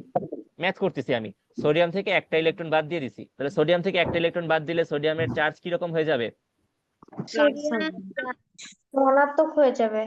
ধনাত্মক হয়ে যাবে, কারণ প্রোটন থাকবে 11টা, ইলেকট্রন তো 11টা ছিল, এখন হয়ে গেছে 10টা, তাহলে আমার চার্জ হয়ে গেছে কত, +1, তাই না? তাহলে এখন সোডিয়াম থেকে যদি আমি একটা ইলেকট্রন বাদ দেই তাহলে সেটাকে কি লিখতে পারি আমি, সোডিয়াম ক্যাটায়ন। সোডিয়াম ক্যাটায়ন লেখার উপায় কি, ক্যাটায়ন লেখার উপায় হচ্ছে যে পরমাণুর যে সংকেত, সেই সংকেতটা আমি লিখবো, সংকেতের উপরে চার্জটুকু আমি লিখবো, চার্জটা আমি লিখবো। তাহলে চার্জ হচ্ছে +1, 1 হলে সেটা লেখার দরকার পড়ে না, 1 হলে আমরা সাধারণত লিখি না, এই কারণে আমরা লিখবো কি Na+। ঠিক আছে, Na+, তাহলে সোডিয়াম মাইনাস ইলেকট্রন একটা হয় কি সোডিয়াম প্লাস। এখন এই জিনিসটা দেখতে একটু খারাপ দেখা যায়, কারণ আমরা তো সবসময় জানি যে বিক্রিয়াতে সাধারণত তোমার প্লাস দিয়ে লেখা থাকে, বিক্রিয়াগুলো লেখার নিয়ম হচ্ছে সাধারণত প্লাস দিয়ে লেখে, এই কারণে এই জিনিসটা দেখতে খারাপ দেখা যায় দেখে আমরা ম্যাথে যেরকম সমীকরণের বাম পাশ থেকে ডান পাশে নিয়ে গেলে কি হয়, সাইন চেঞ্জ হয়ে যায় না, সেম ভাবে এখানে সাইন চেঞ্জ করে দিছি, জাস্ট এই সোডিয়ামটার এই পাশ থেকে ইলেকট্রনটাকে এই পাশে পাঠিয়ে দিছি, এই কারণে সোডিয়াম প্লাস প্লাস একটা ইলেকট্রন হয়ে গেছে। ঠিক আছে, এই লাইন আর এই লাইন দুইটা একই জিনিস, আমার যেভাবে বুঝতে সুবিধা হয় আমি সেভাবে লিখবো, কোনো অসুবিধা নেই। যে সোডিয়াম থেকে একটা ইলেকট্রন বাদ দিব নাকি সোডিয়াম থেকে টান দিয়ে sodium plus plus electron minus লিখবো, একভাবে লিখলেই হয়েছে, কোনো অসুবিধা নেই। মেইন জিনিসটা হচ্ছে আমার সোডিয়াম থেকে ইলেকট্রন বাদ দেওয়ালেই হলো, সোডিয়ামের কাজ ইলেকট্রন ত্যাগ করা, সেই ইলেকট্রন ত্যাগ করবে। আমরা কি এটা বুঝতে পারছি বলো তো, এইটুকু? জি স্যার। আচ্ছা, তাহলে সোডিয়াম ইলেকট্রন ত্যাগ করে ফেলছে, এখন সোডিয়াম ইলেকট্রন ত্যাগ করার পরে সোডিয়ামের এই ত্যাগকৃত ইলেকট্রনটা কাউকে না কাউকে তো গ্রহণ করতে হবে, কে গ্রহণ করবে, এখানে গ্রহণ করার মতো আছে কি আমার, ফ্লোরিন। ফ্লোরিনের লাস্ট শেলে ইলেকট্রন আছে 7টা, সে হইতে চায় অ্যানায়ন, সো সে কি করবে, ইলেকট্রন গ্রহণ করবে। তাহলে ইলেকট্রন গ্রহণ করার জন্য আমরা লিখি ফ্লোরিন, সাধারণত সে তো কি নিউট্রাল, প্লাস একটা ইলেকট্রন, ওই যে ইলেকট্রনটা সেই ইলেকট্রনটা সে এখন গ্রহণ করে ফেলছে, তাহলে প্লাস ইলেকট্রন কি হয়ে যাবে, এফ কি মাইনাস, কারণ কি এখন এটার চার্জ হয়ে গেছে -1, ইলেকট্রন আছে 10টা, প্রোটন আছে আমার 9টা, তার প্রোটন ছিল 9টা, ইলেকট্রন হয়ে গেছে 10টা, তাহলে এটার চার্জ হয়ে গেছে এখন +1, সরি -1, এটা চার্জ হয়ে গেছে -1, -1 তো আমরা লিখি না, এই কারণে F মাইনাস। তাহলে সেকেন্ড লাইন হচ্ছে F প্লাস E মাইনাস, একটা ফ্লোরিন একটা ইলেকট্রন গ্রহণ করেছে, হয়ে গেছে F মাইনাস। এই লাইন বুঝতে পারছি? জি স্যার। জি স্যার। এই লাইনের আমার এখানে কোনো চেঞ্জ করার প্রয়োজন পড়ে নাই, কারণ রিঅ্যাকশন লেখেই সাধারণত ভাবে। এখন আমরা কি করব, এই দুইটাকে যোগ করব, এটাতে একটা সমীকরণ লিখলাম, এটা একটা সমীকরণ লিখলাম, দুইটা সমীকরণকে আমি এখন যোগ করব। তো সমীকরণ যোগ করি, সোডিয়াম সোডিয়াম ছিল প্লাস ইলেকট্রন মাইনাস ইলেকট্রন, এই দুটো যোগ করলে কি হবে, মাইনাস। 0 হবে, এই দুটো যোগ করলে কাটাকাটি হয়ে যাবে না, জি স্যার। প্লাস আর মাইনাস যোগ করলে কি হয়, কাটাকাটি হয়ে যায়, তাহলে এই দুটো যোগ করে হবে 0, সো এটা ক্যান্সেল আউট। সোডিয়াম নিচে ছিল কে, ফ্লোরিন, তাহলে সোডিয়াম প্লাস ফ্লোরিন, সোডিয়াম আর ফ্লোরিন যোগ করলাম, সোডিয়াম প্লাস ফ্লোরিন, সমীকরণের তীর চিহ্ন দিলাম, এরপরে সোডিয়াম প্লাস আর ফ্লোরিন মাইনাস, এই দুইটা কি হবে এখন যোগ হবে, সোডিয়াম প্লাস আর ফ্লোরিন মাইনাস। এই যে দুইটা যোগ হইলো, এই দুইটা কি হয়, একটা বন্ধন গঠন করে, যেটাকে আমরা বলি আয়নিক বন্ধন। তো এই যে এটা একটা ক্যাটায়ন, এটা একটা অ্যানায়ন, দুইটাই তো আয়ন, তাই না? আয়নে আয়নে যে বন্ধন গঠন হয় সেটাকে আমরা বলি কি, আয়নিক বন্ধন। সো এখানে একটা আয়নিক বন্ধনে সোডিয়াম প্লাস আর মাইনাস কি তোমার একটা এটাকে ক্যান্সেল আউট করে দিবে, সো প্লাস মাইনাস আমার আর লেখার প্রয়োজন পড়ে না। এখানে প্লাস, এটা মাইনাস, দুইটা তো এখন একসাথে জোড়া লেগে গেছে। একসাথে যেহেতু জোড়া লেগে গেছে, তাহলে এই যে এটা টোটালটার কি নাই, আর কোনো চার্জ নাই। এই টোটালটার আর কোনো চার্জ নাই, এই কারণে আমরা ফাইনালি লিখি NaF, চার্জ ছাড়া। চার্জ ছাড়া লিখি কারণ একটা পজিটিভ চার্জ একটা নেগেটিভ চার্জ একে অপরকে আকর্ষণ করে তো এখন জোড়া লেগে গেছে, একটা এটাকে নিউট্রালাইজ করে ফেলছে। সো ওভারঅল তার আর কোনো কি নাই, কোনো চার্জ নাই। ওভারঅল তার আর কোনো চার্জ নাই। আমরা কি বুঝতে পারছি এই দুইটা কিভাবে লেখা হয়েছে? জি স্যার। জি স্যার। আচ্ছা, তো জি এখানে স্যার। সোডিয়াম ফ্লোরিনের জায়গায় অন্য কোনো কিছু থাকলে কি আমরা পারবো? জি জি স্যার। স্যার। একটা কথা চিন্তা মানে মাথায় রাখবা যে তোমার যেটাই থাকুক না কেন আমার ইলেকট্রন সংখ্যা সমান করতে হবে। ইলেকট্রন সংখ্যা সমান না হলে তো ইলেকট্রন ইলেকট্রন কাটাকাটি হবে না।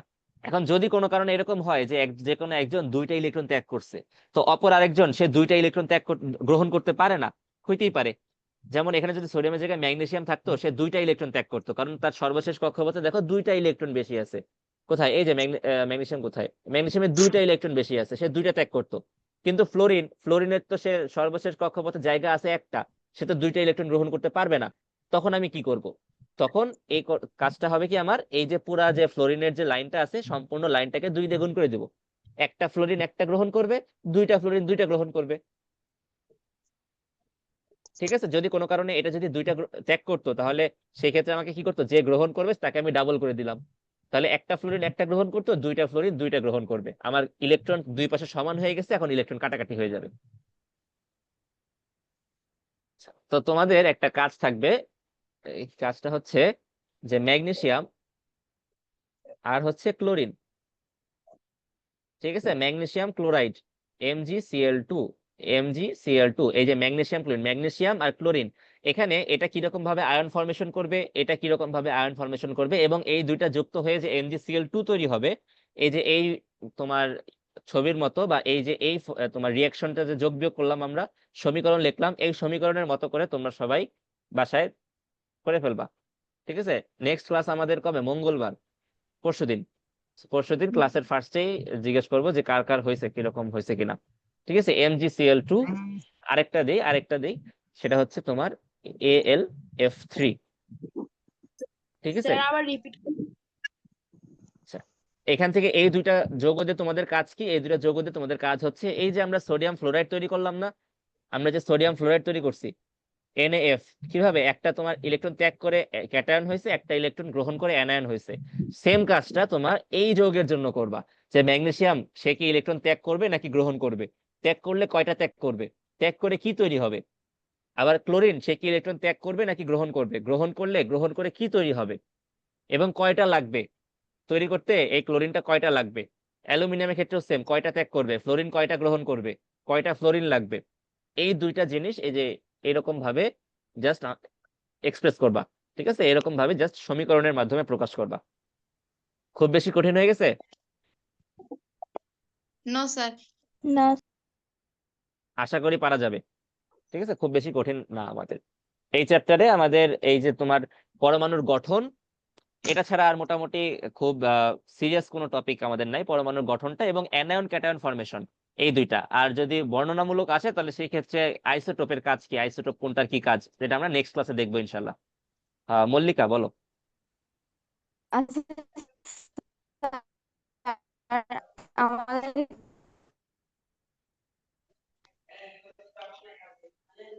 তোমার কথা আমি কিছু বুঝি নাই। অন্য কেউ কি বুঝতে পারছো?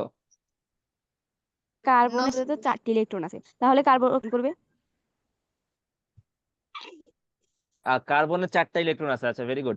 যে যাদের আমি তো বললাম 1 2 3 হলে সেটা গ্রহণ করবে, সরি ত্যাগ করবে, 5 6 7 হলে তারা গ্রহণ করবে। তাহলে যাদের 4টা আছে তারা কি করবে, তারা শেয়ার করবে। জি স্যার। তারা ত্যাগও করবে না, তারা গ্রহণও করবে না, তারা ভাগাভাগি করবে আরেকজনের সাথে। 5টা থাকলে যে সবসময় গ্রহণ করবে এরকমও না, 5টা থাকলেও তারা শেয়ার করতে পারে, 3টা থাকলেও তারা শেয়ার করতে পারে। এটা তোমার মৌলের উপর ডিপেন্ড করে, এক এক মৌল এক এক রকম আচরণ করে। সাধারণত আমি ইন জেনারেল কথা বললাম, যদি 4টা থাকে তাহলে তারা শেয়ার করবে, তারা তোমার ভাগাভাগি করবে আরেকজনের সাথে। কোশ্চেনের অ্যান্সার পেয়েছো? ওকে, আচ্ছা, তাহলে আজকে যতটুকু পড়লাম, আজকে এটুকুর মধ্যে কারো কি কোনো প্রবলেম আছে বা কোনো প্রশ্ন আছে? থাকলে করতে পারো। জি না স্যার। জি না স্যার। আচ্ছা, তাহলে না আমাকে একটু স্যার। হেল্প করো, যে তোমাদের বাকি সায়েন্সের আমি যতদূর শুনেছি তোমাদের 7, 9 আর 11 এই 3টা চ্যাপ্টার মনে হয় পড়ানো হয়েছে। জি স্যার। আচ্ছা জি স্যার। আচ্ছা, তোমাদের নিলয় স্যার পড়েছে তাই না? জি না স্যার। ইফতি স্যার। পড়েছে, আচ্ছা ইফ পড়েছে, আচ্ছা আচ্ছা ঠিক আছে, ওকে। তাহলে অন্য চ্যাপ্টার গুলা 1 থেকে বাকি চ্যাপ্টার গুলা এগুলার কি অবস্থা আমাদের? স্যার 1 থেকে কত পর্যন্ত? বাকি যতগুলো আছে তোমার 1, 2, 3, 4, 5, যেগুলো আমাদের বায়োলজি রিলেটেড চ্যাপ্টার, আমাদের যে বায়োলজির চ্যাপ্টার গুলো আছে 1, 2, 3, 4, 5, এই চ্যাপ্টার গুলোর অবস্থা কিরকম? স্যার ওগুলো শেষ পারি সবগুলোতে। আচ্ছা, এমন কেউ কি আছে, কোনো সংকোচের কোনো কারণ নাই, যে এই চ্যাপ্টার গুলার মানে একদমই কিছুই পারি না বা বুঝতে অনেক অসুবিধা হয় বা তোমার প্রবলেম আছে কিছু কিছু, এরকম যদি কেউ থাকে তাহলে একটু কষ্ট করে হ্যান্ড রেজ করো তো।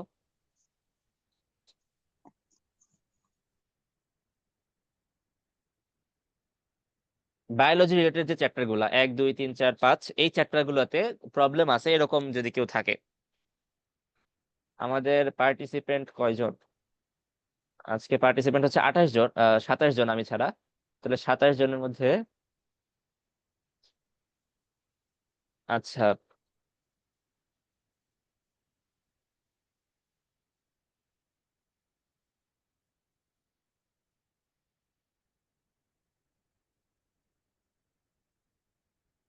আট জন এখনো পর্যন্ত দেখলাম আমাদের 8 জনের প্রবলেম আছে।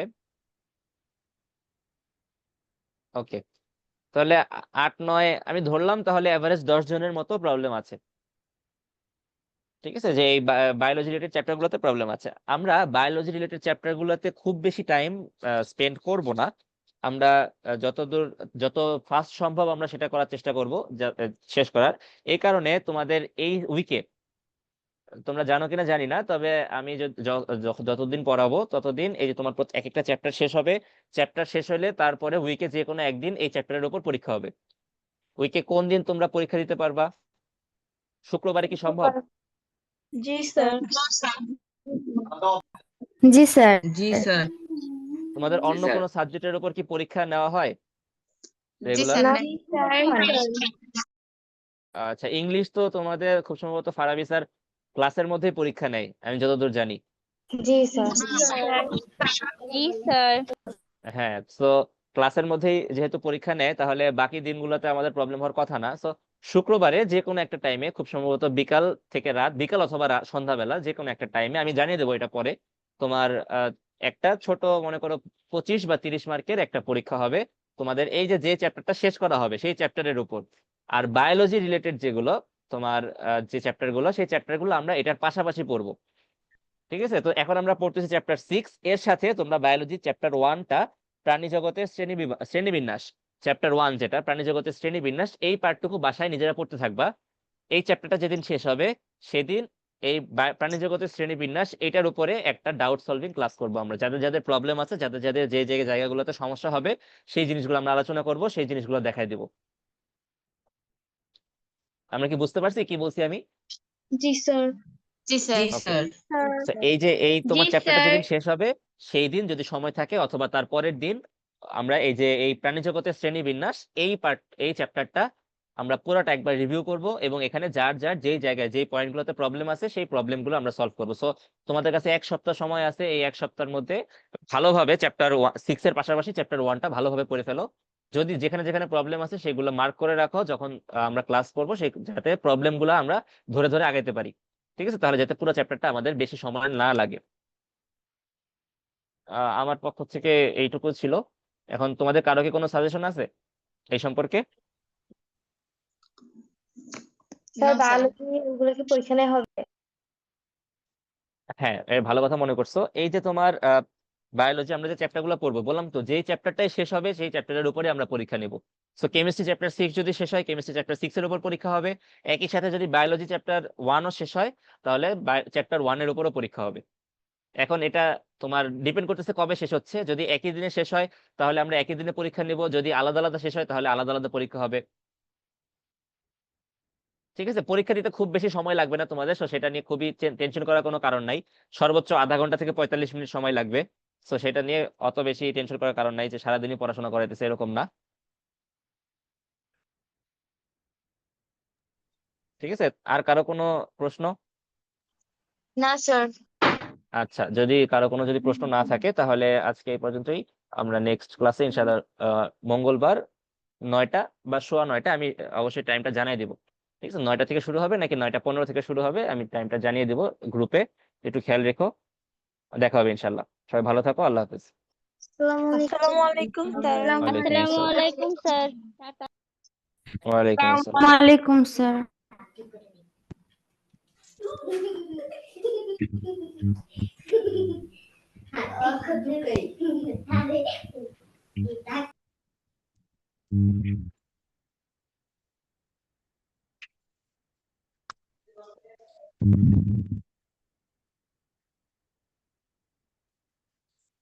এই তো